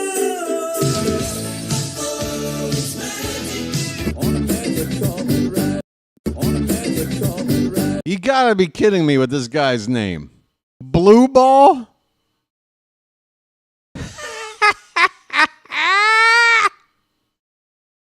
Oh, you can't make it up, folks. Gunner with a little tapper right in front of the plate. He hit that ball about 4 inches, and he will be retired. 2 down.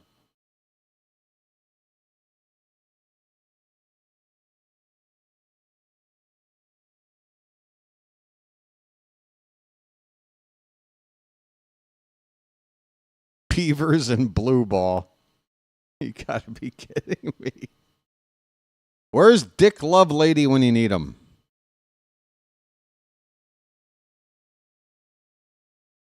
Here's Ryan Mountcastle. Base is empty. 2 down.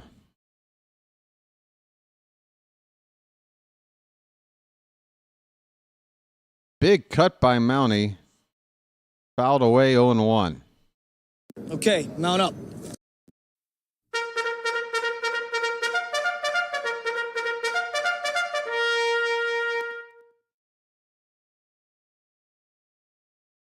Jeremiah Jackson, man, where did he come from? None of us were talking about him. One day he gets called up, gets thrust into the action as an outfielder when, honestly, the Orioles asking a little bit too much, but he did look pretty shaky out there first few games. He's starting to adjust. 1-1 on Mountcastle. Just a bit outside. 2-1.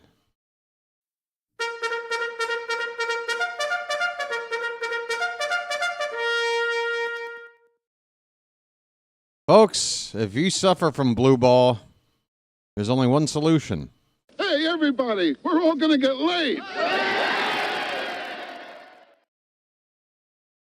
3-1 the count on Mountcastle.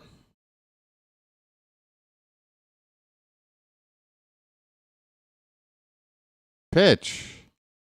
Hit hard on the ground to third. Throw by Correa across the diamond in time, and the inning is over. The Orioles get a run back on a home run from Jeremiah Jackson. Absolutely tattooed that pitch to straightaway center. 439 feet. We go to the 5th inning. 7-6 Houston. And yeah, this game is nowhere near over yet. But folks, let's work on the channel here, folks. It's been an exciting ball game, and even though the Orioles have lost the first 2 games of this series, every game in this series has been interesting in some way, shape, or form. Please do me a favor and help out the channel right now if you're watching along. We've got a break in the action. Let's get the likes up over 100 as quickly as possible. If you're watching and you haven't hit that thumbs up at the bottom of your device, screen, what have you, please take a moment and do it right now. That's all you have to do. Everything else, leave it up to me as I scratch my scraggly beard that might be due for another chop off.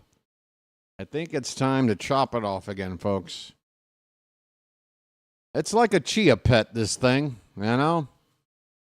I just let it grow and do its thing until it gets to be a pain, and then I just chop it all off and start over. That was a blue ball bomb. I'll tell you what. Let's check in on the subscriber count. Tonight, -1.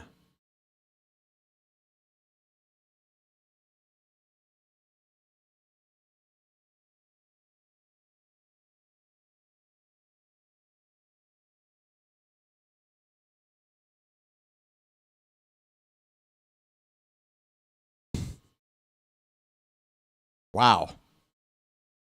That brings a total to 2 subscribers over the last 3 games. Good grief. Can't really do worse than that. I don't know what to tell anybody anymore. Wow. I guess this channel just has some kind of a stench on it. People don't want to subscribe. Folks, I'll tell you right now, I've looked at the numbers. 50% of the watch time is from people who are not subscribed. They exist. They're watching. They don't want to help the channel out, I guess, even though it really doesn't affect them in any negative way. Doesn't cost them anything. Now I sound like I'm bitter about it. Look, I love doing this, folks. Here's a ground ball up the middle. Holiday tries to backhand it as he goes into a slide, but the ball bounces out of his glove. It'll be an infield hit. Kremer's still out there in the top of the 5th. But anywho, I can tell you this, folks. This most recent drought in the subscriber count, it's not going to spell well for the future. And I'm not trying to sit here and like give everybody an ultimatum or something, but just being honest, you guys are a part of this. You've invested your time. I want to be here for many years. I want you to be here for many years.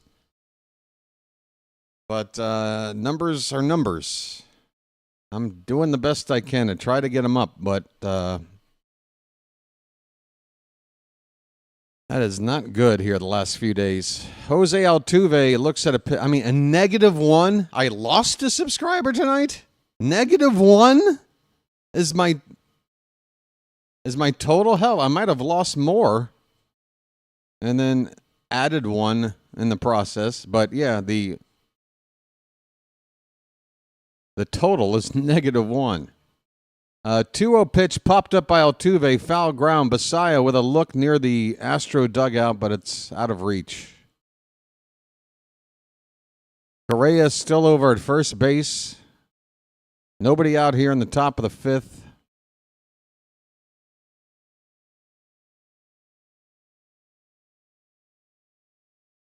BW, how does the YouTube algorithm work in regards to the channel? I mean, there's no one simple answer for that, to be honest. But, there's certain things you try to hammer home to help out the algorithm. The algorithm was doing me well first season of this channel. I think it has more to do with the team's success than anything else, the drop-off. But, yeah, it is... Honestly, it is demoralizing to see your subscriber count not only not go up, but go down on a game call. Like, what did I do to make somebody say, I hate this channel, get me out of here? There's a fly ball to left caught by Beavers for the first out of the inning. Altuve retired. Here's Jesus Sanchez.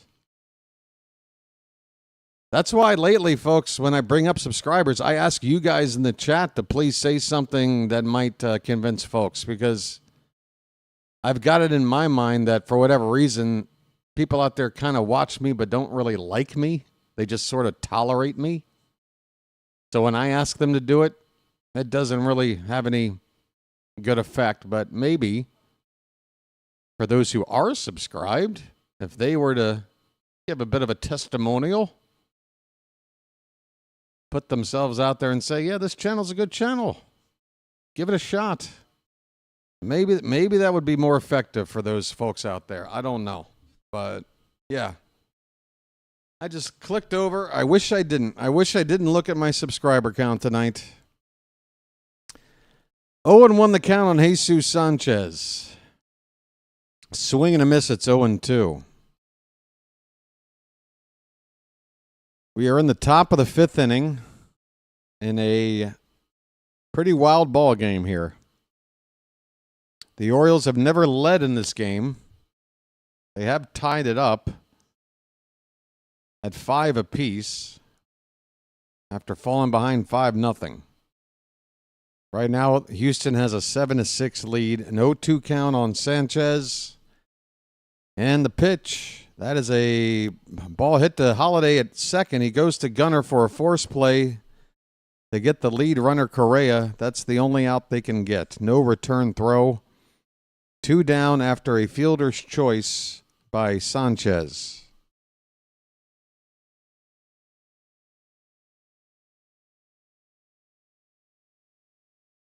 Subway walls and tenement halls, folks. It's not about overthinking. It's about having to react to what's going on. If I'm sitting here watching the stock market and it takes a dramatic shift in a bad way, I got to react to it, right? If I'm invested, it's the same situation.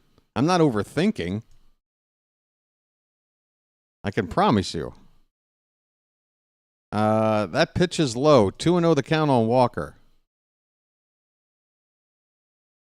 Now, believe me, the last thing I want to do is to upset those that do enjoy my channel by talking about the status of the channel You guys enjoy the channel for the reasons I would hope, and I don't think talking about the channel is one of those things.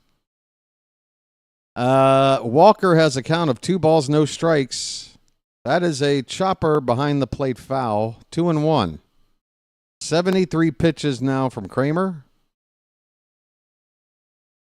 Like it or not, he has remained in this ball game despite giving up 7 runs in the first 3 innings. We have passed 100 likes. Thanks, everybody. And I want to thank you very much for that. I really do. Appreciate it, folks. I do appreciate every which way you guys help out. I do. If you get the impression that I just sort of have a blasé attitude about it all, that's not the case. I really appreciate when you guys help get 100 likes and all the other stuff. 3-1 pitch, popped up, center field, should end the inning. Hauser's waiting on it, and it finally comes down. He makes the catch. This ball game is now half over. It has been an exciting first half. 13 runs combined between the two teams. The Astros with the advantage. They lead it 7-6. But we have home field advantage. We've got an extra 3 outs to play with in the second half of this game. And coming up to hit for the Orioles, who we got? Who got next? Gunnar, was it Mountie who made the last out? Yeah, so Cowser, Basayo, and Mayo due up. Hey, folks.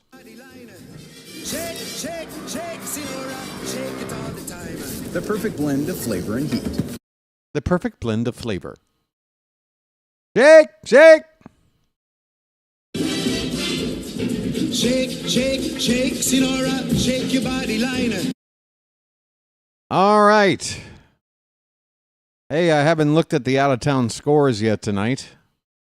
Why not? Top of the ninth, the Phillies lead at 6-4 over the Nationals. Bottom of the seventh, Pittsburgh shutting out the Rockies 5-0. Texas is absolutely demolishing the Guardians tonight. After 6 innings, they're up 10-0. White Sox have a 6-2 lead on the Twins. That's in the bottom of the fifth. Brewers are trailing for a change. Giants lead Milwaukee 3-1, top of the sixth. Mets have a 3-2 lead on the Braves in a NL East battle. That's in the top of the fifth. Going into the bottom of the second, the Diamondbacks have a 3-0 lead on the Reds. Just getting started, no score, Dodgers and Padres, and final scores already. Red Sox, wow, another Boston massacre with the Yankees. 12-1 Boston over New York.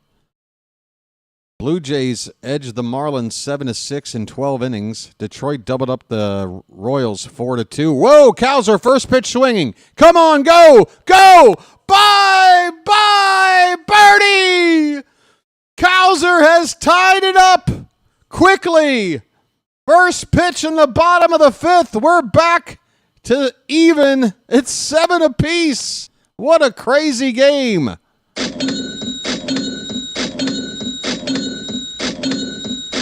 Cowser with home runs on back-to-back nights. It's magic, you know. It's magic. On a magic carpet ride. On a magic carpet ride. You believe in magic. Basayo looks at a curveball, bounces in there and away for ball one. Splish, splash, I was taking a bath. The 1-0 to Basayo, bottom of the zone for a strike. Blue ball has been touched up. I'm not even trying to make a pun. That was just my natural choice of words. Blue ball has been touched up for a couple of home runs here. I'm not even trying, folks. 2-1 on Basayo. Pitch. That ball's hit hard. That sounded good off the bat. Get over his head. It is over the center fielder's head. Oh, the power of Sammy Basayo. That ball was absolutely scorched. It's a double for Sammy. He's at second base as the go-ahead run. 112 off the bat. Slamming Sammy. Splish, splash, I was taking a bath. Holy cow, the raw power on that swing. The raw power of Sammy Basayo. My goodness, he's going to be something. He says, turn on the sprinkler. No problem, pal. Kobe Mayo takes up and away for ball one. Folks, tie ball game. Go ahead run. Scoring position. Nobody out.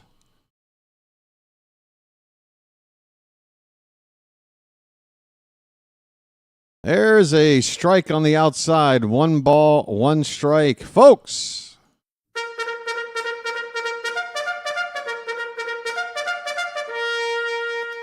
Mayo 0 for 2 tonight. That average now below the Mendoza line. We need a hit. Oh, he chased a bad one. He chased a pitch 2 feet away from his bat. 1 ball, 2 strikes. 7-7. This game's only at the halfway point. Bottom of the 5th, nobody out. Holy cow. You're getting your money's worth tonight at the ballpark. You get a Jim Palmer throwback jersey and a game like this. That is worth the price of admission. 1-2.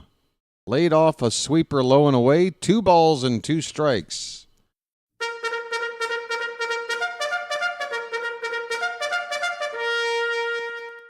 If only I could get some folks to subscribe.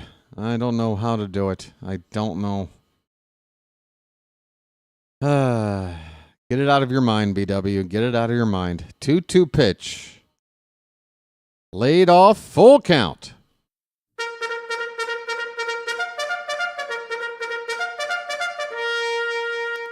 Get it all on there, Kobe. Just get it all on there. Just spread it out. Spread that mayo from one end of the sandwich slice to the other. Just spread it out. Payoff pitch to Mayo. Laid off ball 4. Folks. I'm walking here. Still nobody out. Blue Balls is suffering. Somebody's suffering from a case of blue ball. Folks.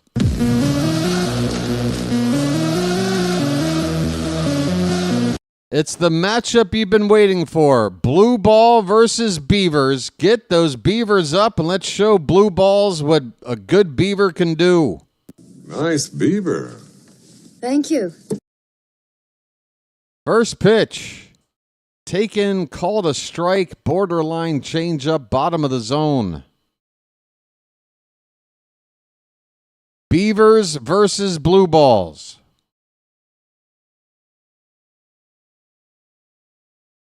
Pitch. Fouled away, 0-2. Beavers has reached base on a throwing error in the second inning and also a single back in the third.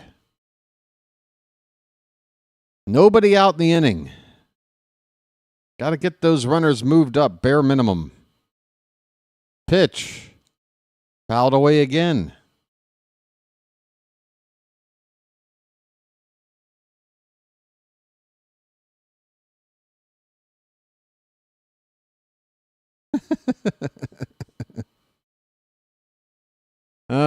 This is a matchup for the ages, folks. This is the first Beavers Blue Ball matchup in the history of the sport. That is low. 1 ball and 2 strikes. We are watching history right now. Baltimore, you are seeing history being made today. Beavers does not chase. Just 10% chase rate on the season so far. He lays off again. It's 2-2. Folks.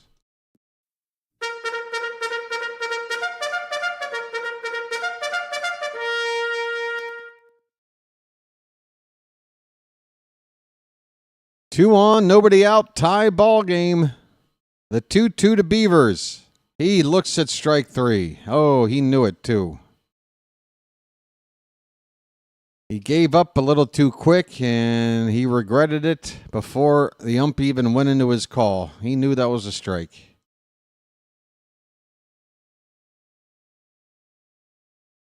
One out. Here is Machine, folks. Machine. I know, man. You know, like everything. I'm just a love machine. And I don't work for nobody but you. I'm just... Machine is 0 for 1.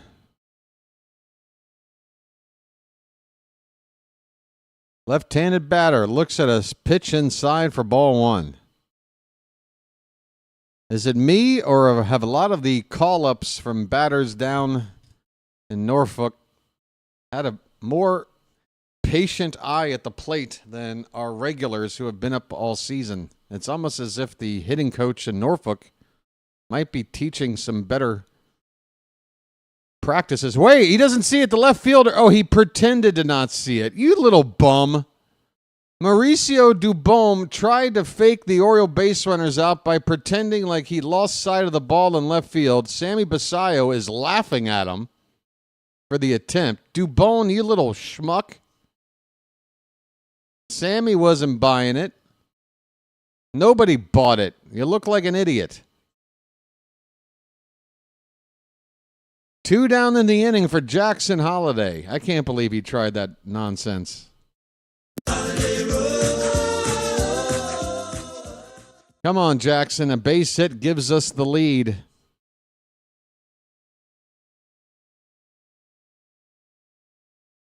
Popped up. Get out of play. It will reach the stand. Strike one on Jackson. He's 0 for 2. Holiday, that is. He does have a run. No, he doesn't. He has 2 runs scored on the board. He walked and scored in the first. He reached on a fielder's choice and scored in the second. So for an 0 for 2 night, not too shabby. The 0-1 pitch from Blue Balls. Swing and a miss. Good changeup. Bottom of the zone, outside corner with some movement late. It's 0-2 with 2 down. We need Holiday to get a 2-strike hit.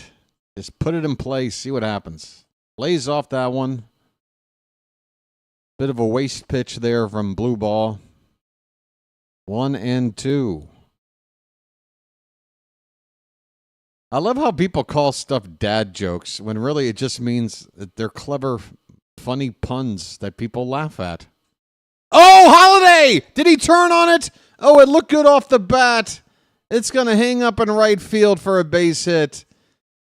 That ball was on the outer half of the plate. I didn't think pulling it was going to turn into a good outcome, but it really jumped off the bat. I thought that ball was going to travel farther than it did.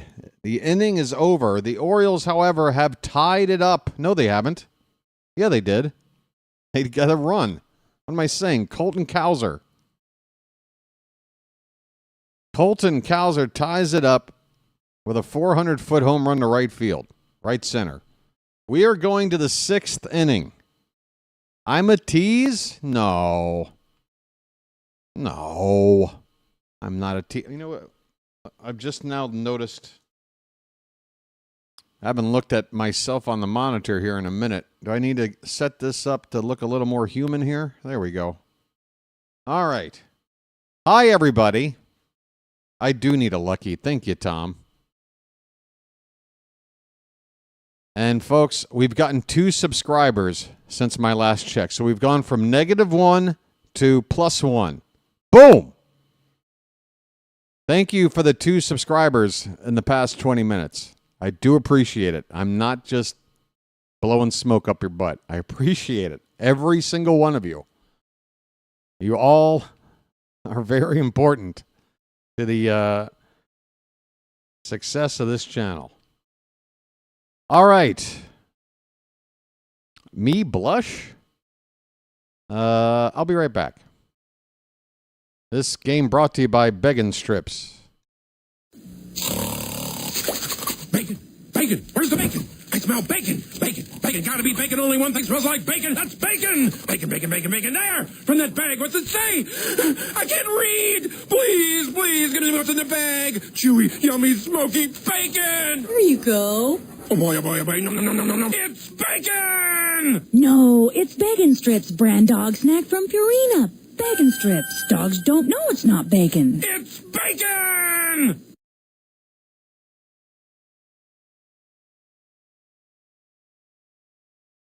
Dogs don't know it's not bacon. Here's a line drive base hit. Is Kremer still out here? Oh, Dietrich Enns is coming to the ball game. Okay, well, Enns gives up a first pitch hit to Victor Caratini. Batting right-handed against the lefty Enns. He turns around, sees one pitch, and the Astros immediately put the go-ahead run on base. Dietrich Enns is making his 15th appearance of the season, partially for the Tigers, partially for us. I think he's now made more appearances for us than Detroit now. Curveball to Ramon Arias is in the dirt. It's 1-0. Enns not with the best start to his outing here. One pitch hit. Next pitch misses with a curveball in the dirt. The 1-0 to Arias. In on the hands and fouled away.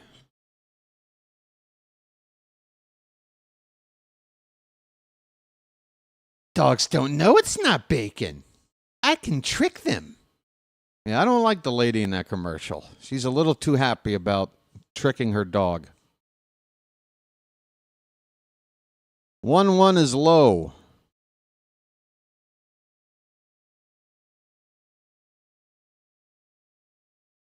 Seven up here at the ballpark.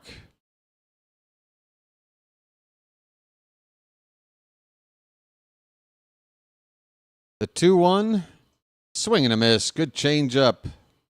Had Arias out in front of it. The count 2-2.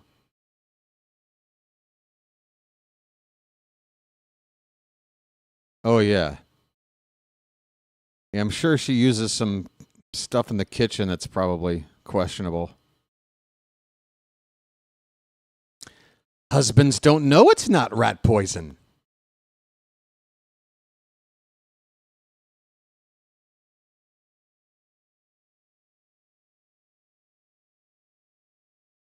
Payoff pitch to Arias. That is ball 4. This is not a good sign from Dietrich Enns. He has allowed back-to-back base runners to begin the inning in a tie ball game that we just finally got level with here. I don't know how many more times we can catch up only to fall back behind again. Husbands can't smell the antifreeze.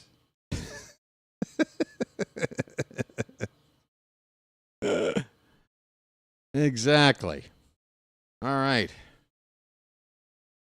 First and second, nobody out for Mauricio Dubon. He should probably think about bunting here. He is. He's already squared around. And he pops it up. Somebody catch that. Machine! Thank you for the free out. Oh, oopsie.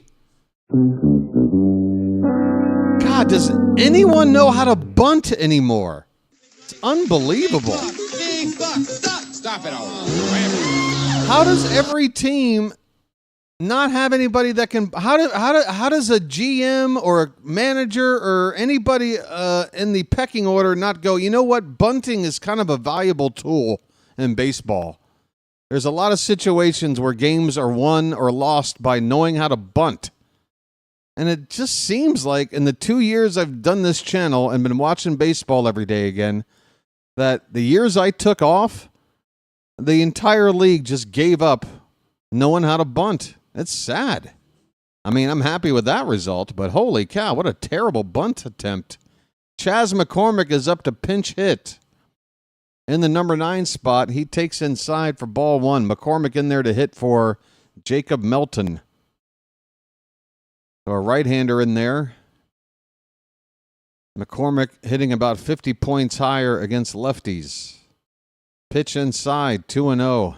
Inns has got to find the zone here. First and second, one away in the top of the sixth. The Astros at the plate. Top of the order coming up after this, so we need this out. If McCormick were to reach, it is going to be a disaster. 2-0 pitch. Man, it is over the plate, but low by a hair. That looked like it scraped the bottom of the zone according to the robot ump. We don't get the call. It's 3-0. 3-0. Pitch. There's a strike. Big pitch coming up.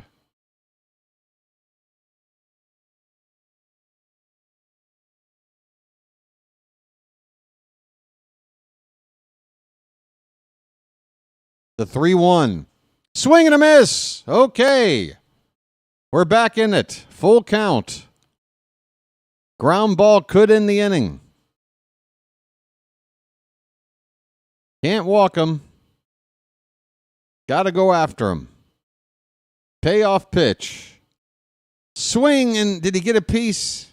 Just a little bit. McCormick stays alive. I'm not sure why they're not showing you the balls and strikes for McCormick's at bat here. Let me see if a refresh helps. There you go. I guess it got frozen. Still 3-2. The pitch. Swing and a miss! Inns comes back down 3-0 to strike out McCormick.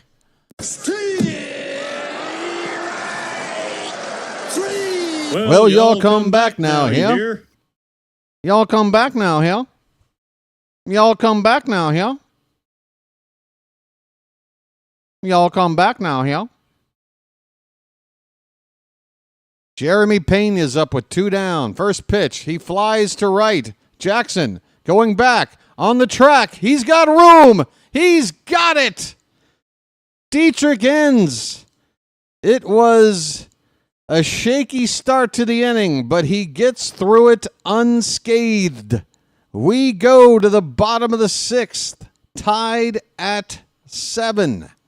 Holy cow, folks. There's magic in the air tonight.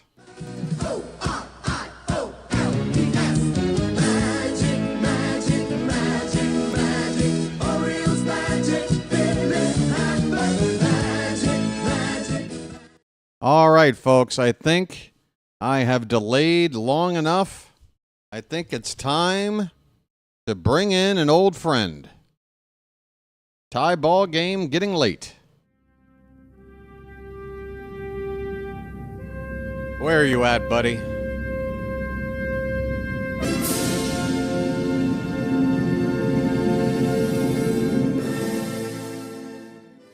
The hat. Ladies and gentlemen, boys and girls, may I present to you the hat. Who is the hat, you ask? Oh, you don't know about the hat? Well, let me tell you something. The hat has been dipped in Orioles magic when it was first built. This is like the Chucky doll. This thing has been through some stuff, okay? The hat has been blessed with Orioles magic. And on occasion, it will help this team find a way to win. Don't believe me? Stick around. Do you believe in me?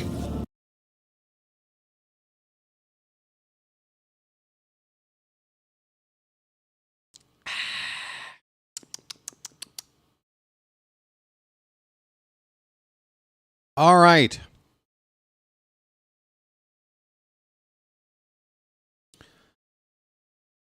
Let's score some runs. We're going to the bottom of the 6th. Jeremiah Jackson will lead it off. Gunner and Mountie to follow. Jackson hit a home run, his first Last time up. Gave it a ride to straightaway center field, 439 feet. Here's a ground ball to third. Scooped up by Correa. Jackson's retired on one pitch. Jeremiah was a aggressive bullfrog. He's out on one pitch. Jeremiah was a bullfrog. Here comes Gunner. His name's Gunner, and he's dating my mom. Blue balls is still out there, folks. It's nobody enjoys a long case of blue balls, do they? Blue ball's dragging out his appearance. And there's a first pitch strike to Gunner. Come on, Gunner. You got a righty out there named Blue Balls. He's thrown 38 pitches. It's time to jump on one here. Pitch. Outside, 1-1. Get those Gunners up in the chat, folks. We are willing this team to take the lead. Gunner fouls it off. Late on that changeup.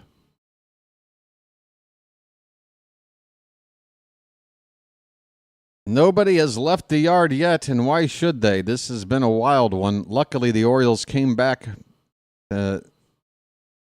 make it a contest quick after trailing 5-0 after half an inning. Fouled away again by Gunner. Still a ball and 2 strikes.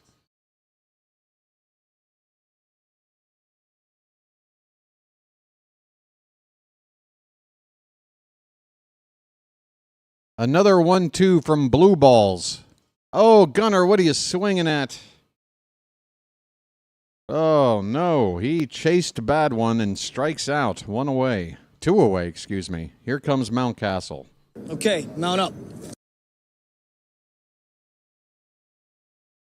Okay, mount up. Ante up and kick in like men. Like men! I like that idea, Morgan. Ante up and kick in like men. Like men! I think you've got a point. Let's ante up and kick in like men. First pitch strike on a fastball to Mountcastle. 1 for 3. He continues his hitting streak. He had a 2-run single. That pitch is on the outside corner, called a strike. Damn it. 0-2.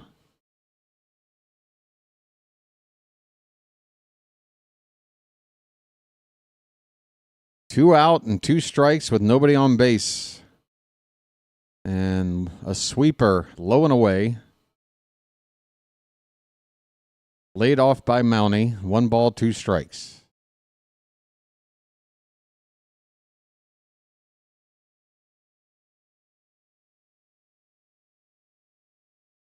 Next pitch.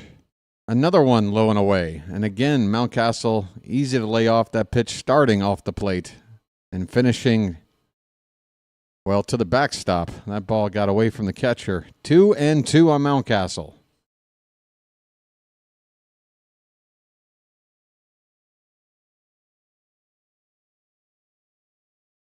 Pitch number 47 from Blue Ball is low and away again.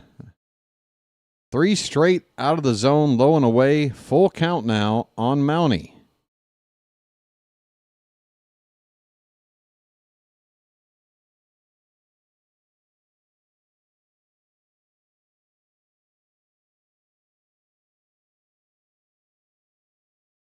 Here comes the payoff pitch.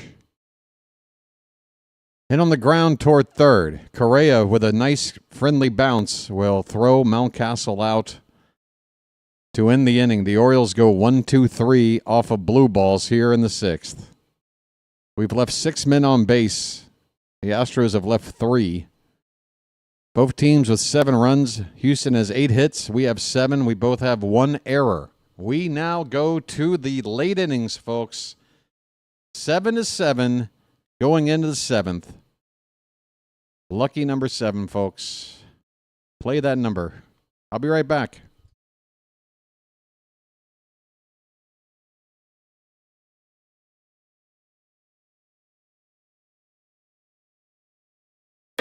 Boy, Harry, you're as You're full of energy. You look great. I hate to tell you how I feel.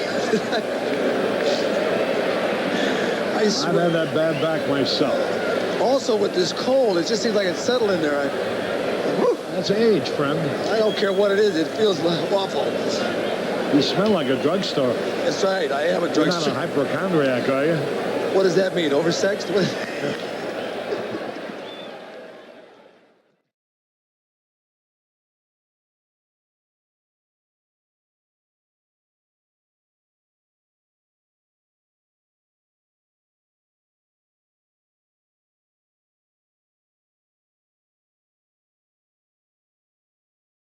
All right, folks. Yeah, we struggled with blue balls in that inning. Sometimes blue balls can be helpful. No, they can't. What am I saying? Never mind. Shake, shake, shake, Sinora, shake your body liner. All right.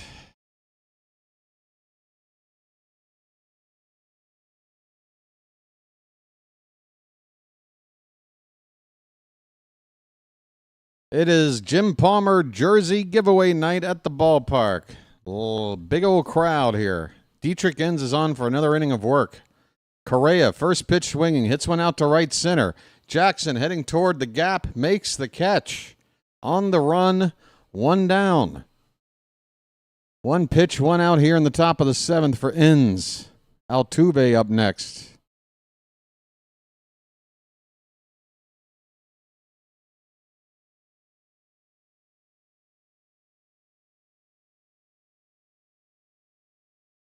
All right.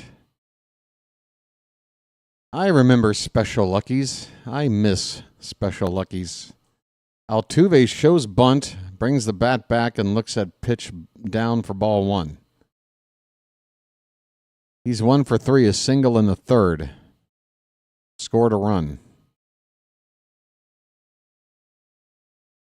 Basayo is going to come out to talk to Enns about something.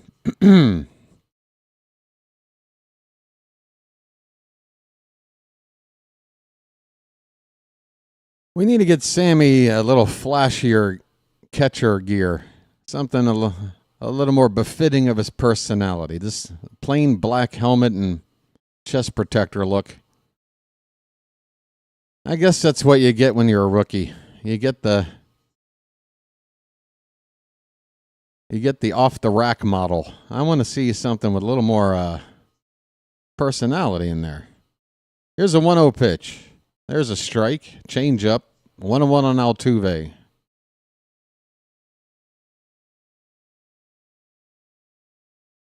The Orioles have Geraldo up in their bullpen. Yermil Geraldo getting loose.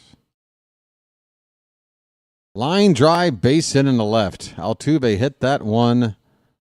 A frozen rope. Second hit of the night for Altuve.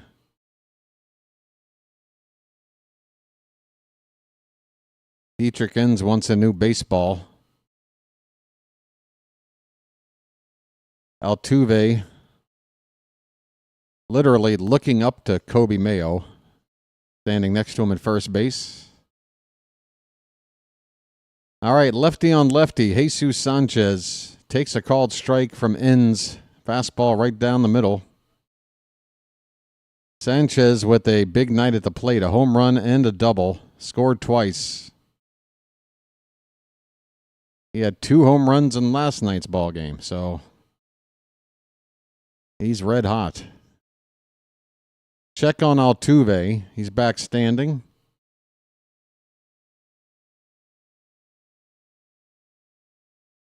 Sanchez's splits are incredibly wide. He's hitting only 131 off lefties, 271 off righties. Fouled back, it's 0-2 on Sanchez. So the numbers would say easy out here against Enns. Let's hope so.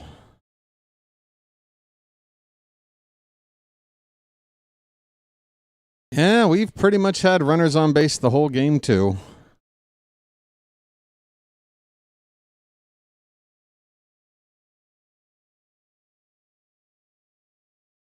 0-2. Here is the pitch. Upstairs, 1 ball, 2 strikes. Can I get my game a little bit caught up? I guess not. Oh, boy. That ball is going to be nubbed out in front of the plate, and pouncing on it is Basayo. He'll throw to first to get Jesus Sanchez.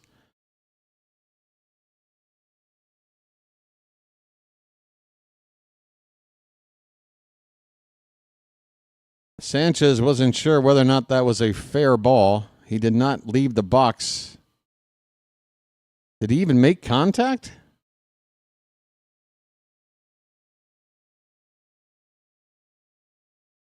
Okay, so we're going to have a conference with the umps. They are going to go over this call.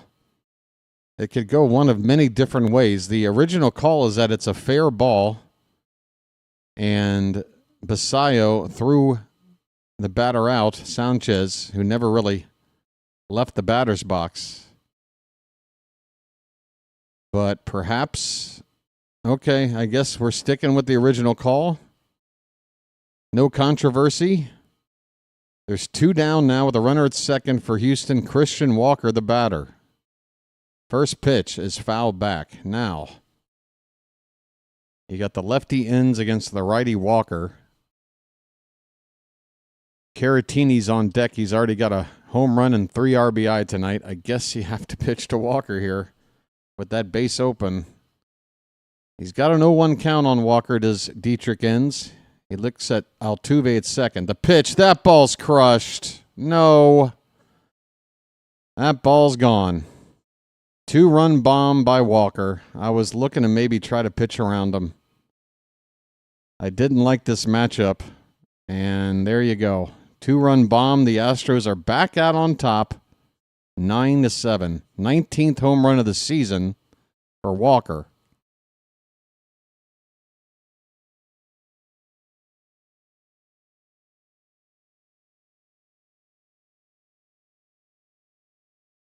Well, folks, this game is not for the faint of heart.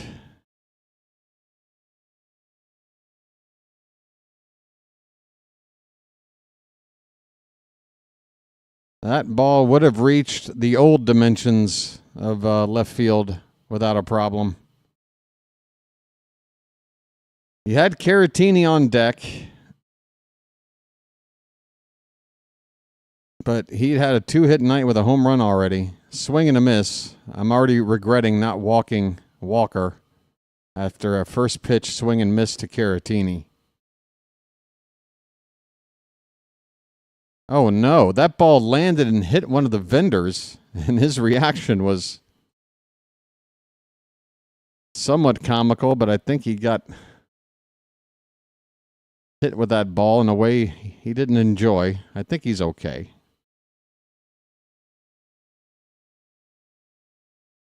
Oh, 2 pitch. Up and away. 1 ball, 2 strikes.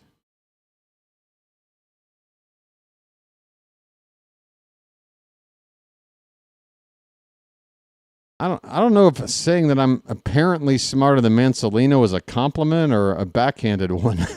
Ground ball backhanded by Gunnar.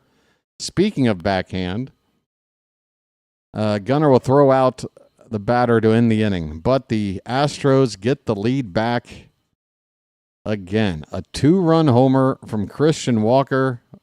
It is 9-7 Houston. Folks, I know you're frustrated, but look at how this game's gone so far. You can't tell me you're ready to give up. That's for damn sure. It's 7th inning stretch time at the ballpark, for one thing. And we got a tradition around here. It's time to throw some cakes on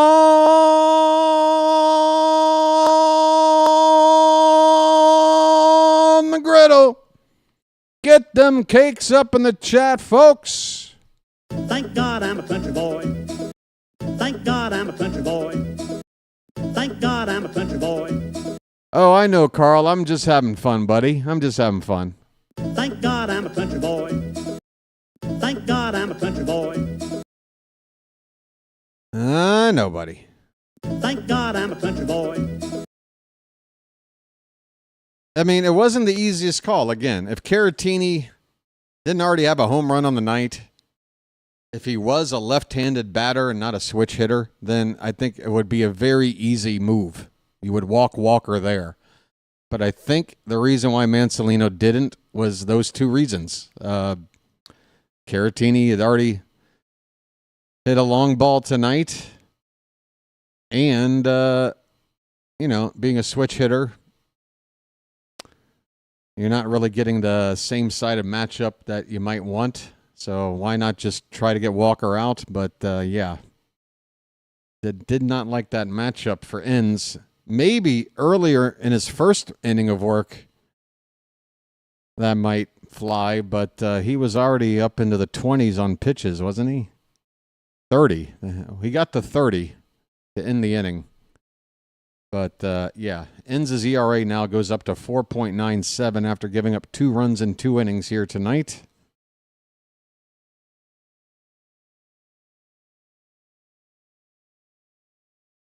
Now, there's a country boy right there. Holy cow. That looks like Jason Momoa if he totally gave up working out. All right, Colton Cowser. 2-hit night he's working on, including a home run his last time up. The milkman trying to get out of a slump. 1-0 pitch. Taken for a strike, 1-1. Now, we got to do what Rachel's been talking about, which is don't give up. How many times have we fought back only to fall back down again? Keep on fighting. That is low, 2-1 to Cowser.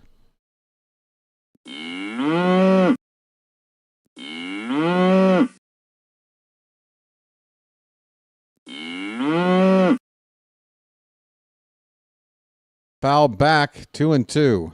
Hey, BW, I have a miniature bat I got at the souvenir shop at the yard and told my son this is Altuve's actual bat size. That's a game bat. That is an Altuve game bat.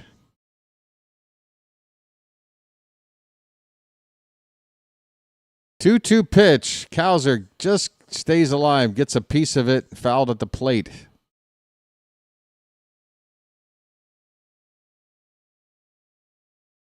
How about Cowser goes oppo and wraps one around that left field pole and drops a home run into the, the Cowser pasture out there. 2-2 pitch. Popped up. That is going to get into the seats. It's still 2-2.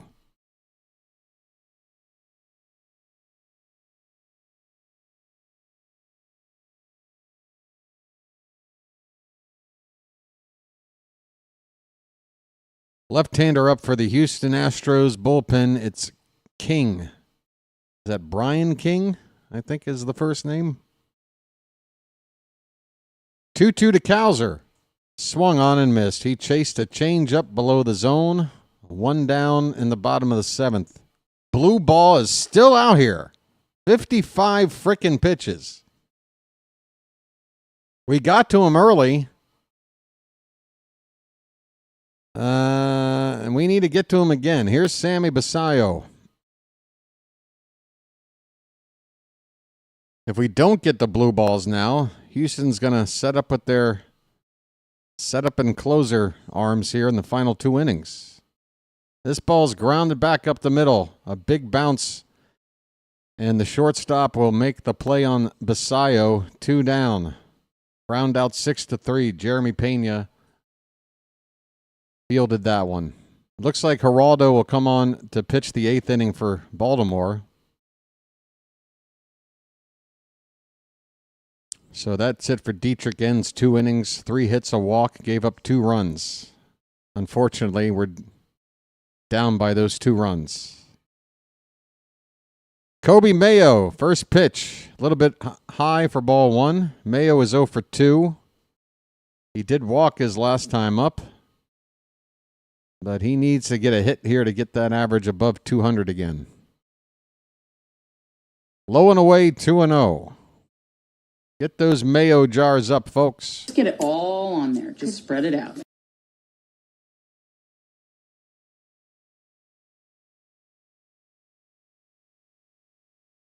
The 2-0. Strike.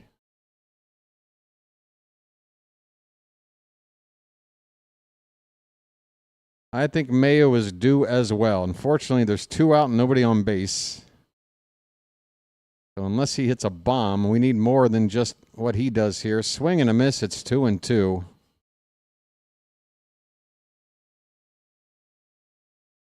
Larry Chlamydia is getting loose in the bullpen.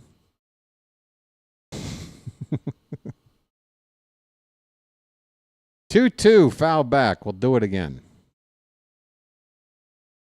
Hell no, you can't take the charm out of Charm City. Hells no. Look at this charming young man with his Kaiser hat on here. 2-2 pitch, low and away, full count on Mayo. All right. Get on base. Dylan Beavers is waiting on deck.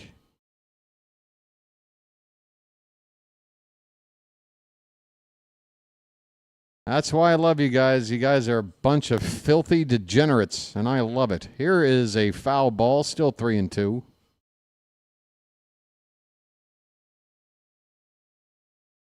We wouldn't have it any other way. It's a tradition that goes all the way back to the days of Lord Baltimore, Lord Calvert, Lord Cecil, and all those other lords.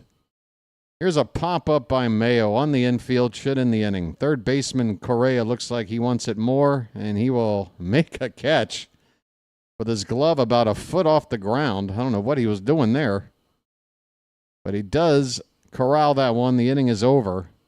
8th inning coming up. We trail by 2. Houston lead at 9-7, and Yeremil Geraldo coming out to pitch. Call to the bullpen for Baltimore. All right. We are going to come back tonight. I don't want to lose 3 in a row. I'm not in the mood, all right? That's simple. I'm not in the mood. We got Rogers pitching tomorrow, which means we're going to have a great pitching performance. Right? I'm hoping we win tomorrow with Rogers on the mound. So if we want to split this series, we need to find a way to come back here tonight. Down 2, 2 innings to go. Boston coming to town next.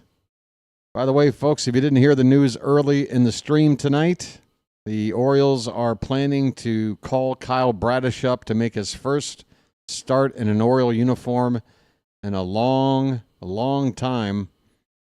They are shooting for Tuesday. 4-game series with Boston starting on Monday. And with Brandon Young on the disabled list, Bradish will slot in to take his spot. And again, it's not official, but according to Rock Kabatko's Twitter feed, which has a quote from Tony Mansolino, they are setting up to get Bradish to start on Tuesday night.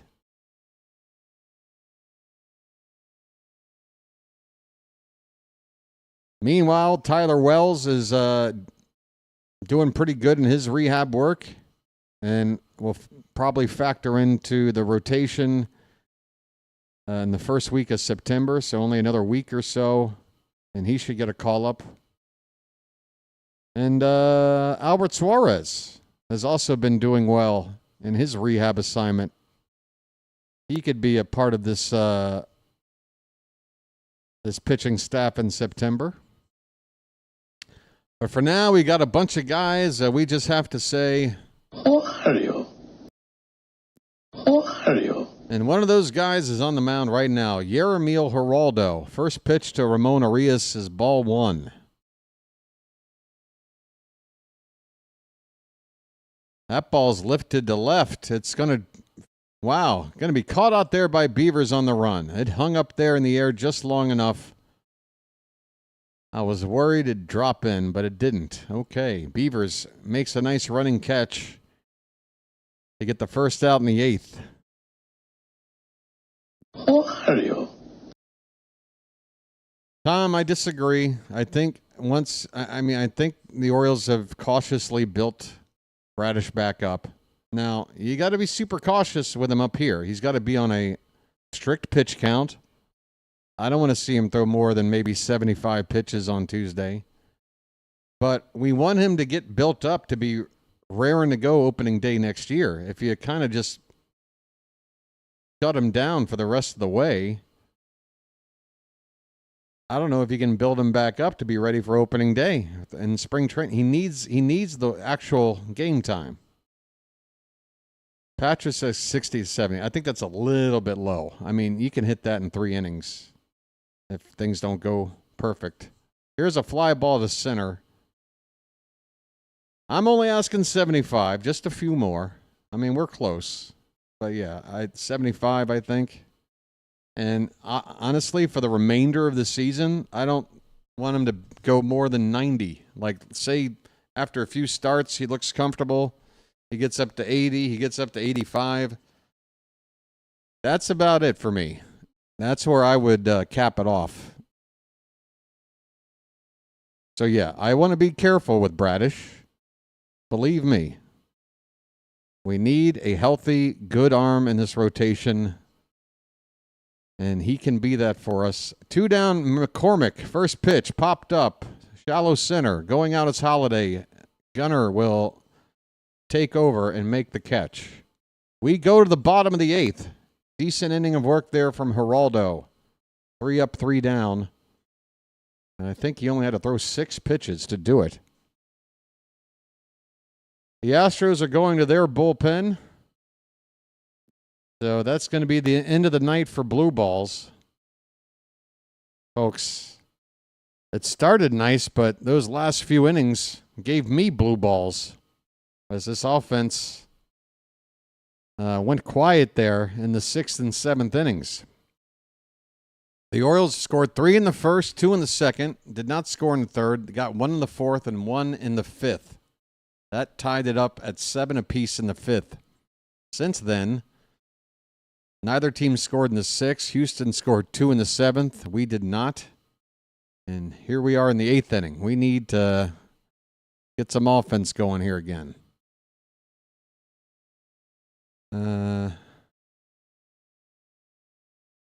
What's this about Jeter? Why is Jeter's name coming up? I'm just tired of pitchers going down with this team. I guess I'm scared. No, Tom, you're totally yeah, you're well within your right to have some trepidation. It's only natural. I mean, Bautista, look what happened. We finally got him back. He got us 4 months, and now he's back on the shelf. It'll be a 3.5-year stretch where Bautista's only been available to pitch for 4 months by the time he comes back from this latest surgery. It stinks. But at some point, when a guy is building back from a long-term injury, you just gotta let him out there. And again, with the way the season's going,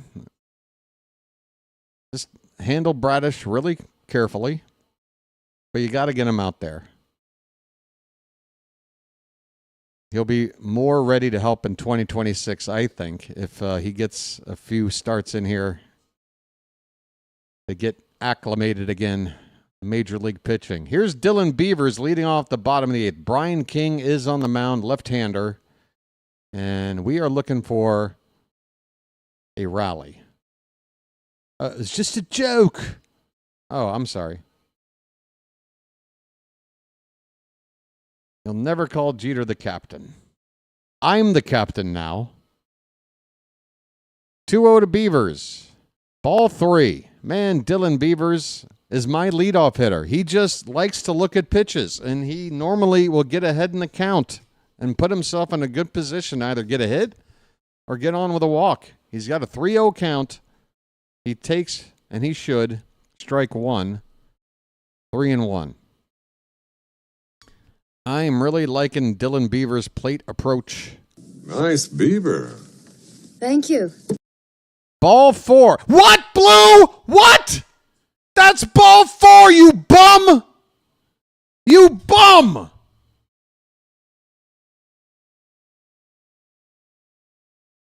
Why don't you wake up and smell what you shoveling? Get the B bag. Oh, no, not the bees! Not the bees! Ah! Line drive, base hit down the left field line. Go for 2, Dylan. Get in there. It's a double. Screw you, Blue. We're taking 2 bases. Suck my blue balls. Let's go. Splish, splash, I was taking a bath.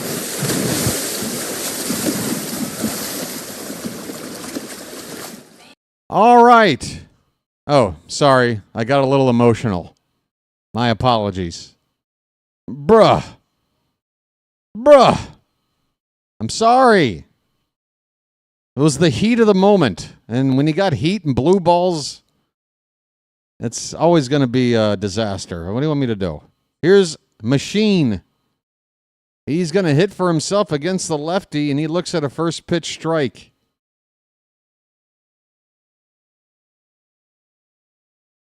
Vimael Machine. This one's fouled away quickly 0-2. Beavers at second base after the leadoff double. Any pinch hitters I suggest? Unfortunately, they're all in the lineup already. Fouled away by Machine. The count is 0-2. I mean, who do we got? Luis Vasquez? That's not going to help. Alex Jackson, backup catcher. That's not going to help. That leaves 2 other people. Who do we have? Pitch. Laid off. Did the home plate ump say he went? No appeal? Machine's not putting up much of an argument about it. I guess he went around.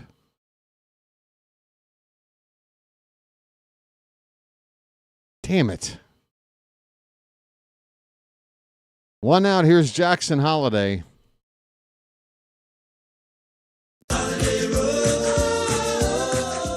Swung on and fouled away. Rico Suave Garcia getting loose for the Orioles.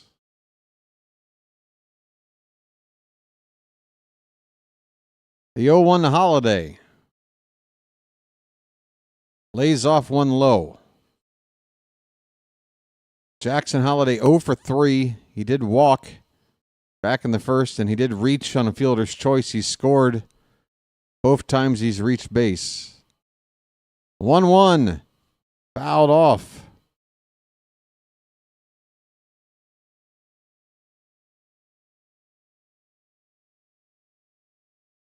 With 1 out, Holiday at the plate. Down 2. With King on to pitch. This seems the better chance to get back in this game versus waiting for the 9th. This one's popped up. Get out of play. Correa with a look. He reaches up against the screen and he runs out of room.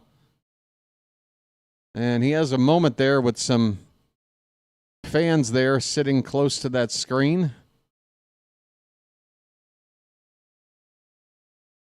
Holiday will continue to try. Oh, somebody threw.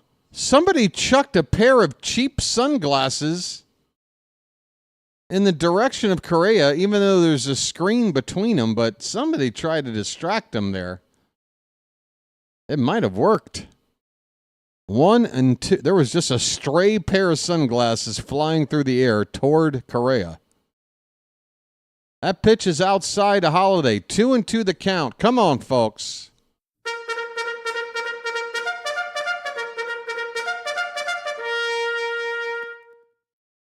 Beavers at second, 1 down. Down 2 runs. The pitch to Jackson Holiday. Low and outside. Full count.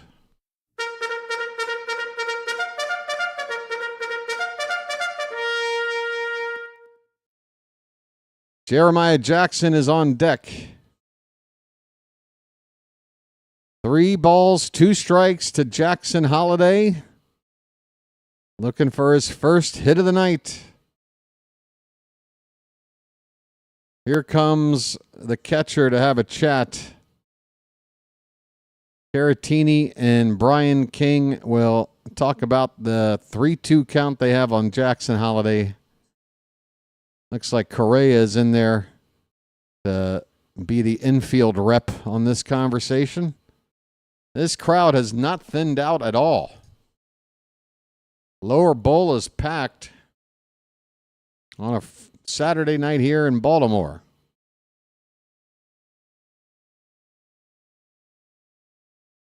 All right, the mound meeting is over. We have a full count on Jackson Holiday. Runner at second, one down. King with the pitch. Popped up. Left field.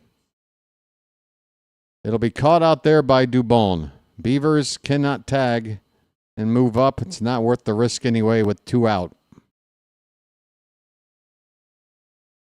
It's going to be up to Jeremiah Jackson to keep the inning alive and hopefully get something on the board.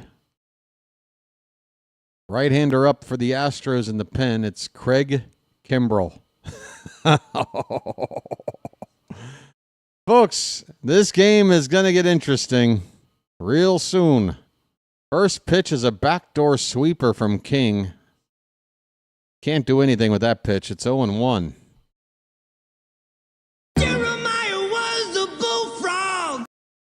Swing and a miss. It's 0-2. Folks, if this sets up for a bloop and a blast in the ninth to get to Craig Kimbrell, I would want nothing more in life. 0-2, bounces in and gets away. Beavers going to third. 2 down in the inning. May not make much of a difference, but we'll take it. Beavers 90 feet away. 2 down and a 1-2 count on Jeremiah Jackson.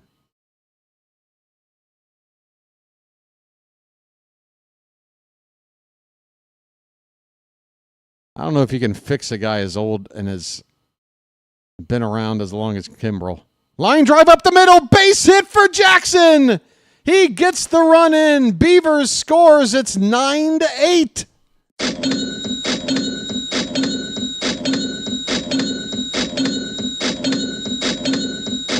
Jeremiah Jackson is hitting the baseball, folks.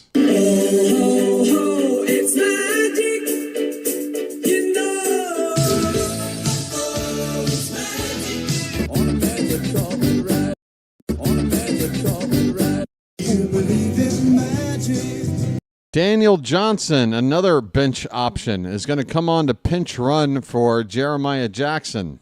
A little bit of an upgrade of speed, but more to the point, better defense the rest of the way as well in the outfield. At least that's what conventional wisdom would lead one to think. Here's Gunnar Henderson, folks. Here we go. Get ready. We need a big hit.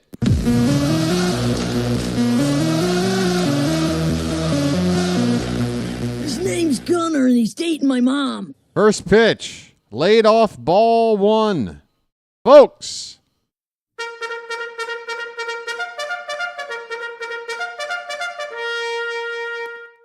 Come on, Charm City chat. We need you. Will this team back? Swing and a miss. Fastball, top of the zone. Gunnar missed it.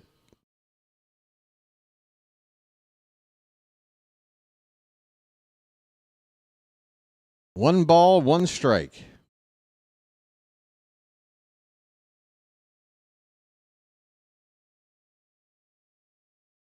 King's next pitch. Outside edge called a strike, and Gunnar is pissed off. He's got a point. That one was outside. Only just, but none of that baseball is touching the strike zone. Gunnar gets screwed on that one. It's 1-2.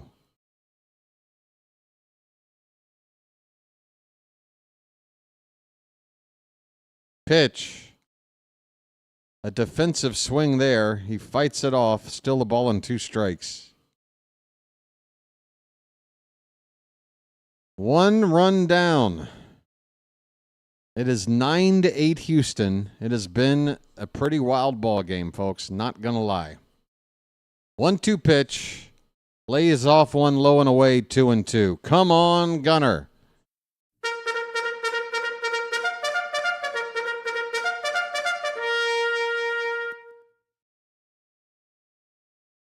Two and two. Throw to first. Daniel Johnson back standing. Looks like he was about 1 foot off the bag.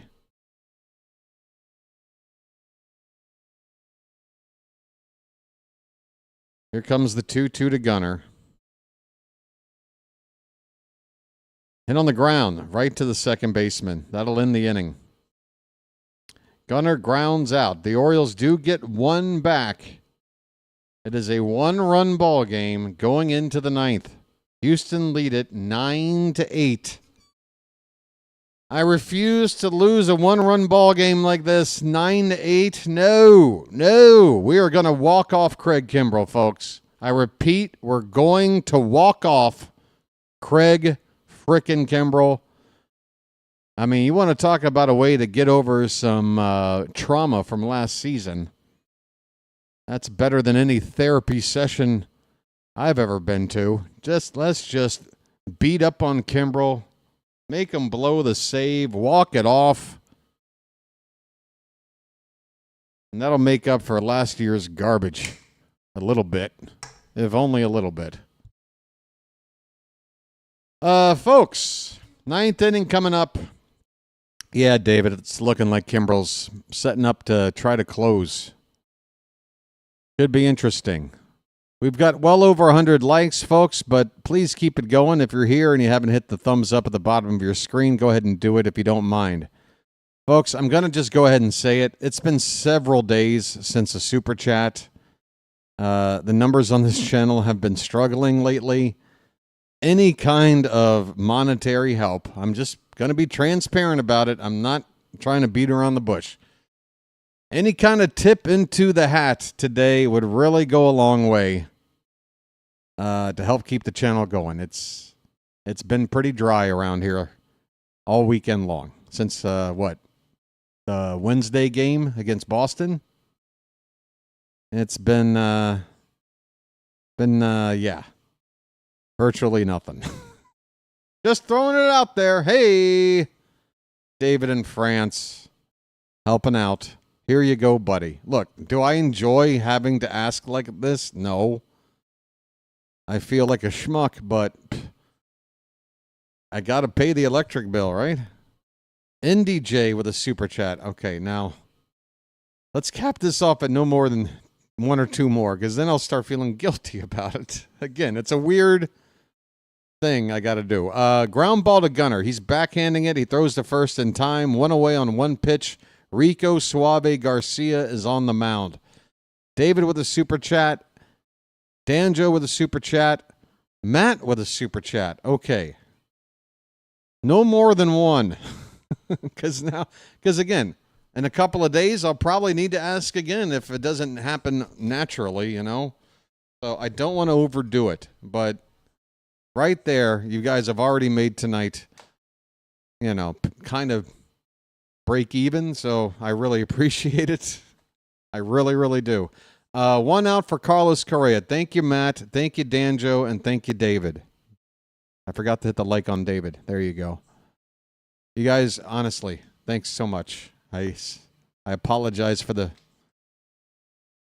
what I guess would be considered begging. I don't know. Here's a fly ball to center. It's a routine fly. Can of corn for Cowser. 2 down in the ninth. Rico Garcia, 2 outs on 3 pitches. Nice and economical from Rico. Altuve will come up to bat.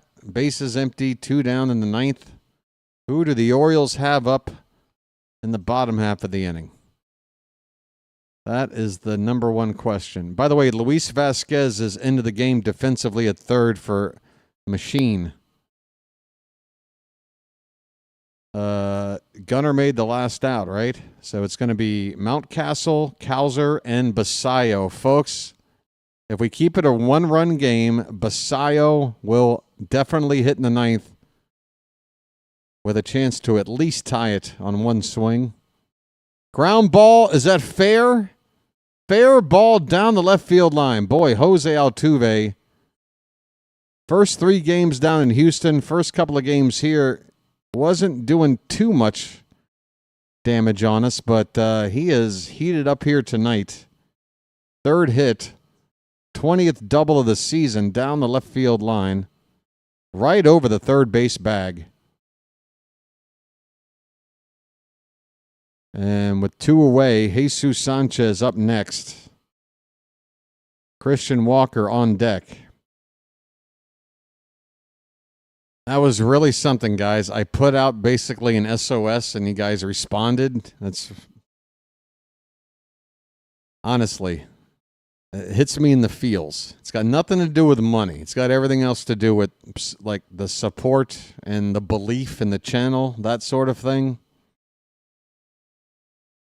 That really means a lot. This pitch is low. 2-0 the count on Sanchez.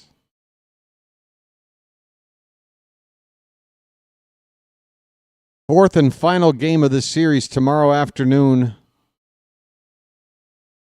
Trevor Rogers will be on the mound. You're not going to want to miss that. 2-0 pitch. Lined, but right to first on a bounce. Mayo fields it. Will go over to the bag unassisted for the putout, and the inning is over. Rico Garcia with a very nice inning of work, keeping it a 1-run game as we go to the bottom of the 9th. Folks, I think the Astros are going to have the chutzpah to call upon Craig Kimbrell to try to close a 1-run ball game. Let's go take a trip down memory lane.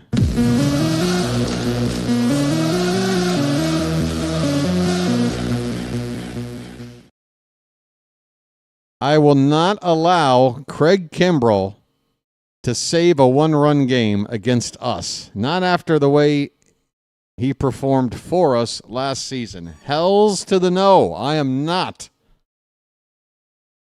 going gently into that good night, folks. No, no, no. By the way, the stream will start tomorrow at 1:20 p.m. First pitch 1:35 Eastern. Okay? Great. Special place in our hearts. Where is it? The left ventricle? What's the special place?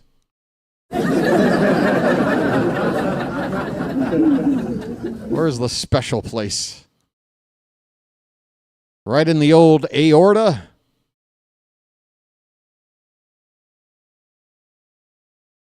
Where is my place in your heart?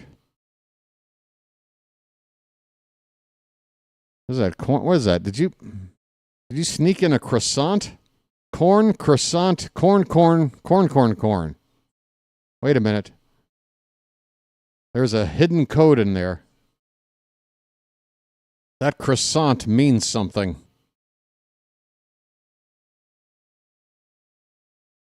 All right. It doesn't look like Kimbrell. I just saw somebody on the mound that looked more like Brian Abreu.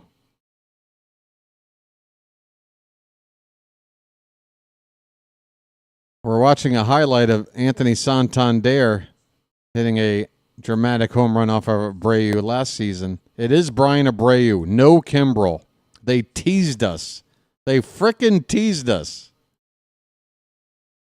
Abreu was in the ball game last night. So they are pushing him a little bit here. It's a 1-run ball game. Ryan Mountcastle to lead it off. First pitch, swung on and missed. He got a heater. It was in the zone, inside part of the plate. Came up empty.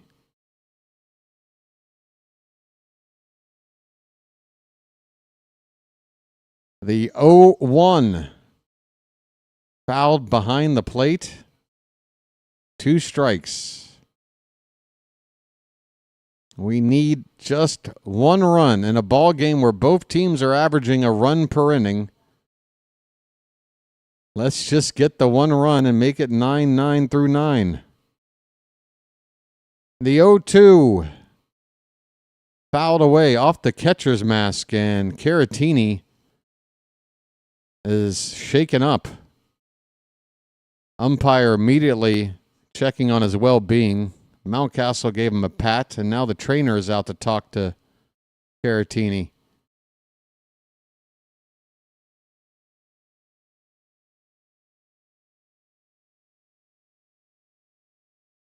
That's a nice haircut there, Houston trainer.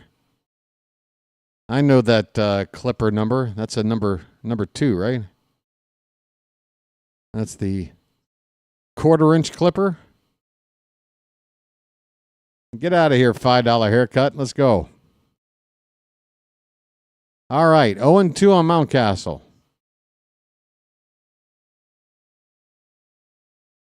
Come on, buddy. Next pitch. Oof. He missed it. It bounced in there. I thought he'd gotten a piece, but the pitch was so bad. Oh, my goodness. What a terrible way to strike out to begin the 9th inning. Mountcastle trying to swing at a gopher in the ground. Colton Cowser's up, folks. 2-hit night, 3 RBI, a big home run, second night in a row with a homer. He could tie up the ball game with one swing, and if he can't, you got Basayo on deck. Folks.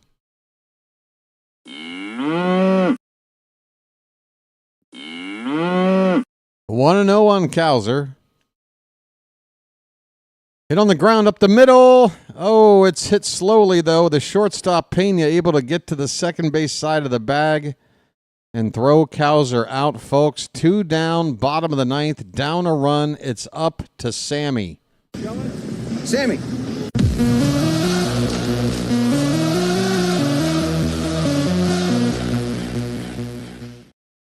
Basayo hit a double tonight. Absolutely hit the crap out of it. We need a home run swing. First pitch. He lays off one low.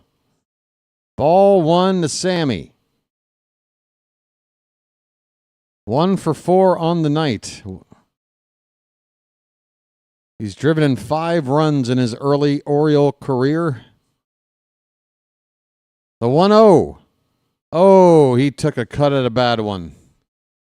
How did he lay off that first pitch but thought that one was worth swinging at? I don't know, but it counts as 1 ball, 1 strike. Oriole fans are on their feet here. Well, maybe not right behind home plate. Ground ball. Diving stop by the second baseman. Throws from his knees to retire Basayo, and the ball game is over. Sorry, folks. No, Harry. You're too late, Harry. You're too late, Harry. Yeah, you show up now, huh? Yeah, way to troll me, you schmuck. Yeah, shake this. Where the hell were you the previous 8.5 innings, you bum? Damn it. Final score, Houston 9, Baltimore 8. 9 runs, 11 hits, 1 error, 4 left on base. The Orioles, 8 runs, 9 hits, 1 error, 7 men left on base. It goes without saying, folks, if Dean Kremer doesn't come out in that top of the first inning looking like a guy that was not ready to pitch, he went out there and gave up a 5-run first. If it was just a 4-run first, we're looking at extra innings. Just that bad first inning. We battled back again, and we battled back again. Don't tell me Blue Balls gets the W. No! No! Oh, God. Oh, folks.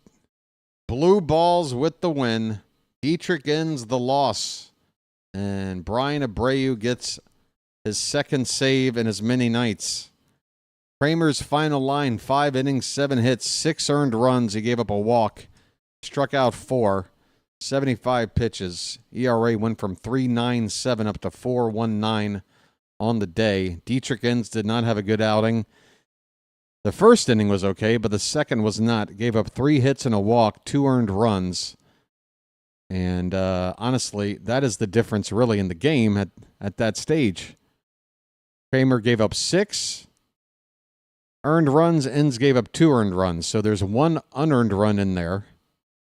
Oh, so many reasons. Yermil Geraldo and Rico Garcia pitched the 8th and 9th innings combined to just give up 1 hit, no walks, no runs. Nice and clean from those 2 guys. That's good to see. But, yeah, we battled, but we came up short. Cowser with a home run on the night. Jeremiah Jackson with his first home run. And he had a 2-hit night. He's hitting .339. Dylan Beavers got on base again twice again. Beavers has not had a game in his major league career yet where he hasn't reached base twice. That is insane. To do it once each of your first 7 games or whatever is impressive. Twice? This dude is ready for the bigs. Basayo had that double. He went 1 for 5. Mountie had a hit. Gunnar had a hit, an RBI and a run. Holiday 0 for 4, but scored twice. Mayo with an 0 for 3. That average now at 198. Got to get him going. I mean, he's playing every day now. And there's really no pressure on him to lose the job or anything. Kobe Mayo has got to get it going. Yeah. And here's the good news. Rico Garcia only threw 8 pitches in that last inning. So we're going to want him for tomorrow. If we're expecting Rogers to put in another good outing, and we need a couple of reliable bullpen arms to close it out, for me, Rico Garcia right now, with the bullpen as it is one of those guys. He should be available tomorrow after just 8 pitches tonight. All right. The Astros wound up using 4 relievers. We only used 3. Javier only went 2 innings. Blue Ball went 4. Blue balls. Damn it. All right, so that's your final, folks. Let's look at tomorrow. Once again, it's going to be Trevor Rogers. Excuse me. Hiccup. Trevor Rogers against... I have forgotten who we're playing. It'll come to me. Spencer Arrighetti. That's right, folks. Folks, who doesn't like a little bit of a Arrighetti, huh? Hey, manja. We got Arrighetti tomorrow. Maybe our fresco. A little Arrighetti. Carbonara. That sounds really good. Come on back tomorrow to watch Arrighetti take on the Trevor Rogers. I hope you enjoyed tonight's chat. It's been a good night, but not a good result. Let me see if there's somewhere I can send you, folks. After this game is now in the books. My buddy Rhino, I think, was calling some football. I think there's some preseason NFL stuff going on tonight. But instead of preseason NFL, more Canadian football coming at you. Oh, wait, that's a final. I need to dive back in here. Hey, folks, we did get about 4 or 5 new subscribers tonight. I do appreciate it. We still haven't been able to make the needle move on the sub screen. It's been at 3,300 now for like what will be 5 days tomorrow. So it's taken 5 days to get 10 subscribers. That is not a pace that bodes well for the future of the channel. But thanks again for helping to buffer that with some super chats tonight, folks. I do appreciate it. I hope you guys understand that even though I might not do everything the right way, even though some things might look a bit half-assed on my part, I do put everything I have into this channel. And especially when I go on the air, I don't phone it in. I never phone it in. Everything else in my life, I planned around to make sure that I'm here and I'm calling the game and I'm in decent shape with a decent amount of sleep, the best I can do. Hey, there's Ben with the jersey on. That jersey, what material is that made out of? That is so cheap looking. I mean, I know real jerseys cost a pretty penny, but holy cow, what are those made out of? That looks like a shirt they would give away at a McDonald's or something. All right.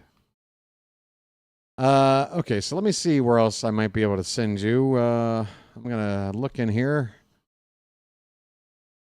Oh, Rhino is calling the Raiders and Cardinals. All right. Well, then why the hell didn't that show up over here? Let's try again.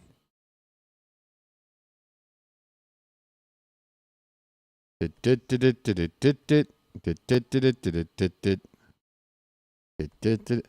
the way, folks, we don't want to DFA Dean Kremer, right? We don't want to DFA Dean Kremer despite not a very good night, I would hope.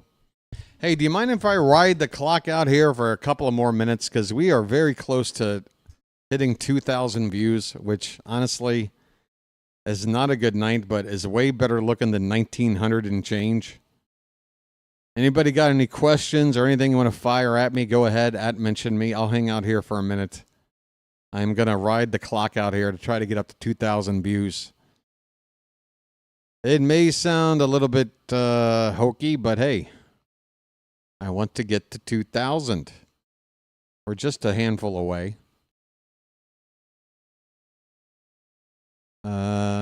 Yeah, anybody got anything on their mind? Hey, Don Fierce is coming in with a super sticker. That's your first super on a live stream, Don. You did it, buddy. Now, here's the deal. With the stickers, there's nowhere for me to click to hit the like on it, but I can acknowledge it verbally. Thank you, Don, for that super sticker. Really appreciate it.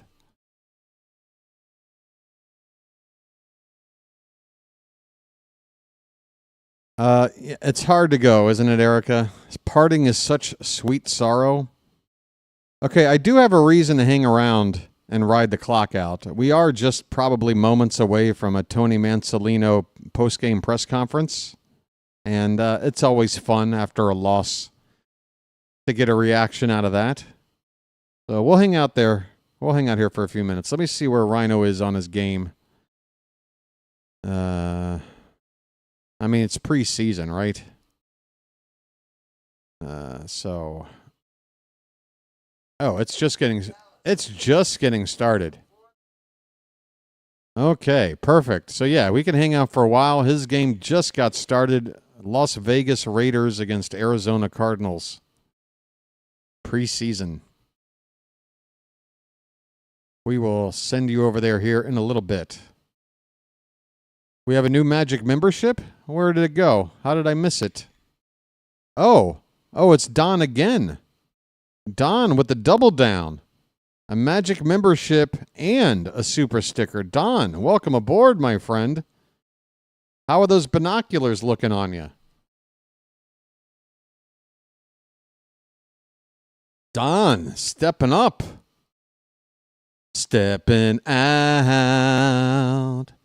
Into the light, wheeling, stepping out, into the light, you come dressed in pink and blue just like a child. And in a yellow taxi, turn to me and smile. We'll be gone for just a while if you follow me. Boom, boom, boom, boom, boom, boom. Holy cow, Don. I was just riding out the clock. I'm glad I did. Don is a one-man wrecking crew. Fierce is an appropriate name. A super chat, a super sticker, and a Magic membership. Folks, that is the Holy Trinity on the BirdWatcher channel. I don't think anybody's ever done that in one fell swoop. Don Fierce making history. Thank you, Don. And guess what, folks? Just 10 more views to 2,000. Stepping out.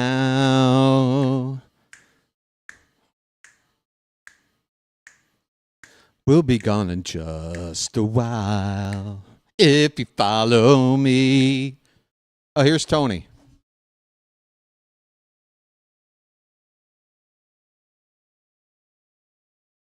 I can't get the volume up higher.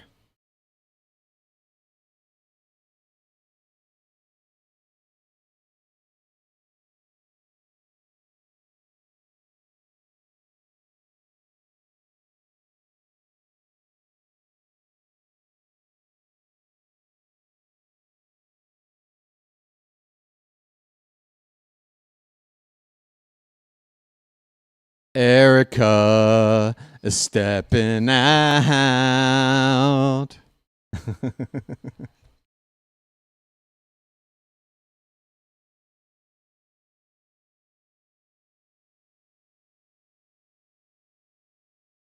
We are getting young but old before our time. We'll leave the TV and the radio behind. Don't you wonder what we'll find stepping out tonight? Bow, bow, bow, bow, bow, bow.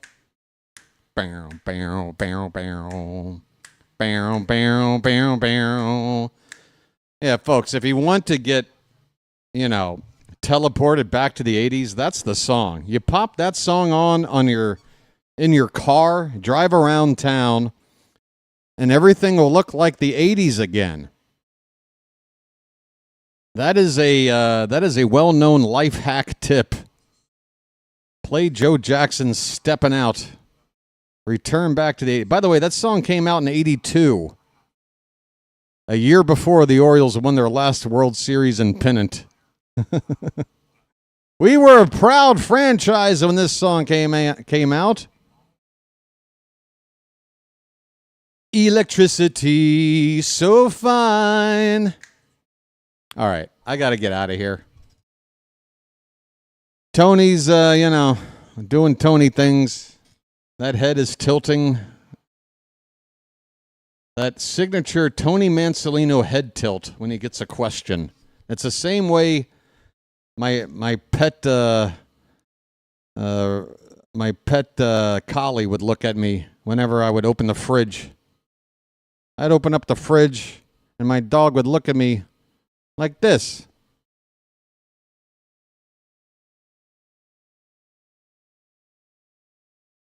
I don't know. Tony's got that same thing going on. All right, I'm going to Ram Dog wants the 70s. Well, I mean, 82, that's pretty much 70s leftoverness.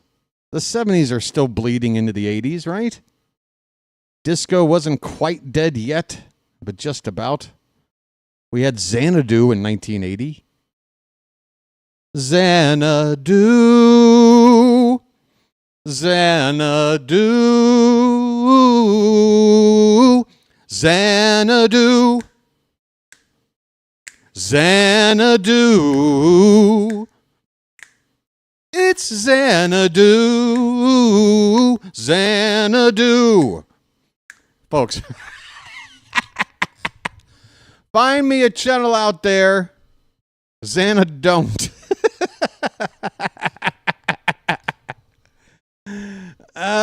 Yes. Xana don't, please. Oh, come on now. He had ELO on that soundtrack. You may not like the movie, but the soundtrack was the bomb. All over the world, everybody get the word. Everybody in the world gonna sing tonight. Ooh, ooh, everybody all around the world. Let me tell you what I just heard. There's gonna be a party all over the world. I got the message on the radio. Where it come from, I don't even know. And I heard these voices calling all over the world. All over the world. Everybody get the word. All right, I'm getting out of here, folks.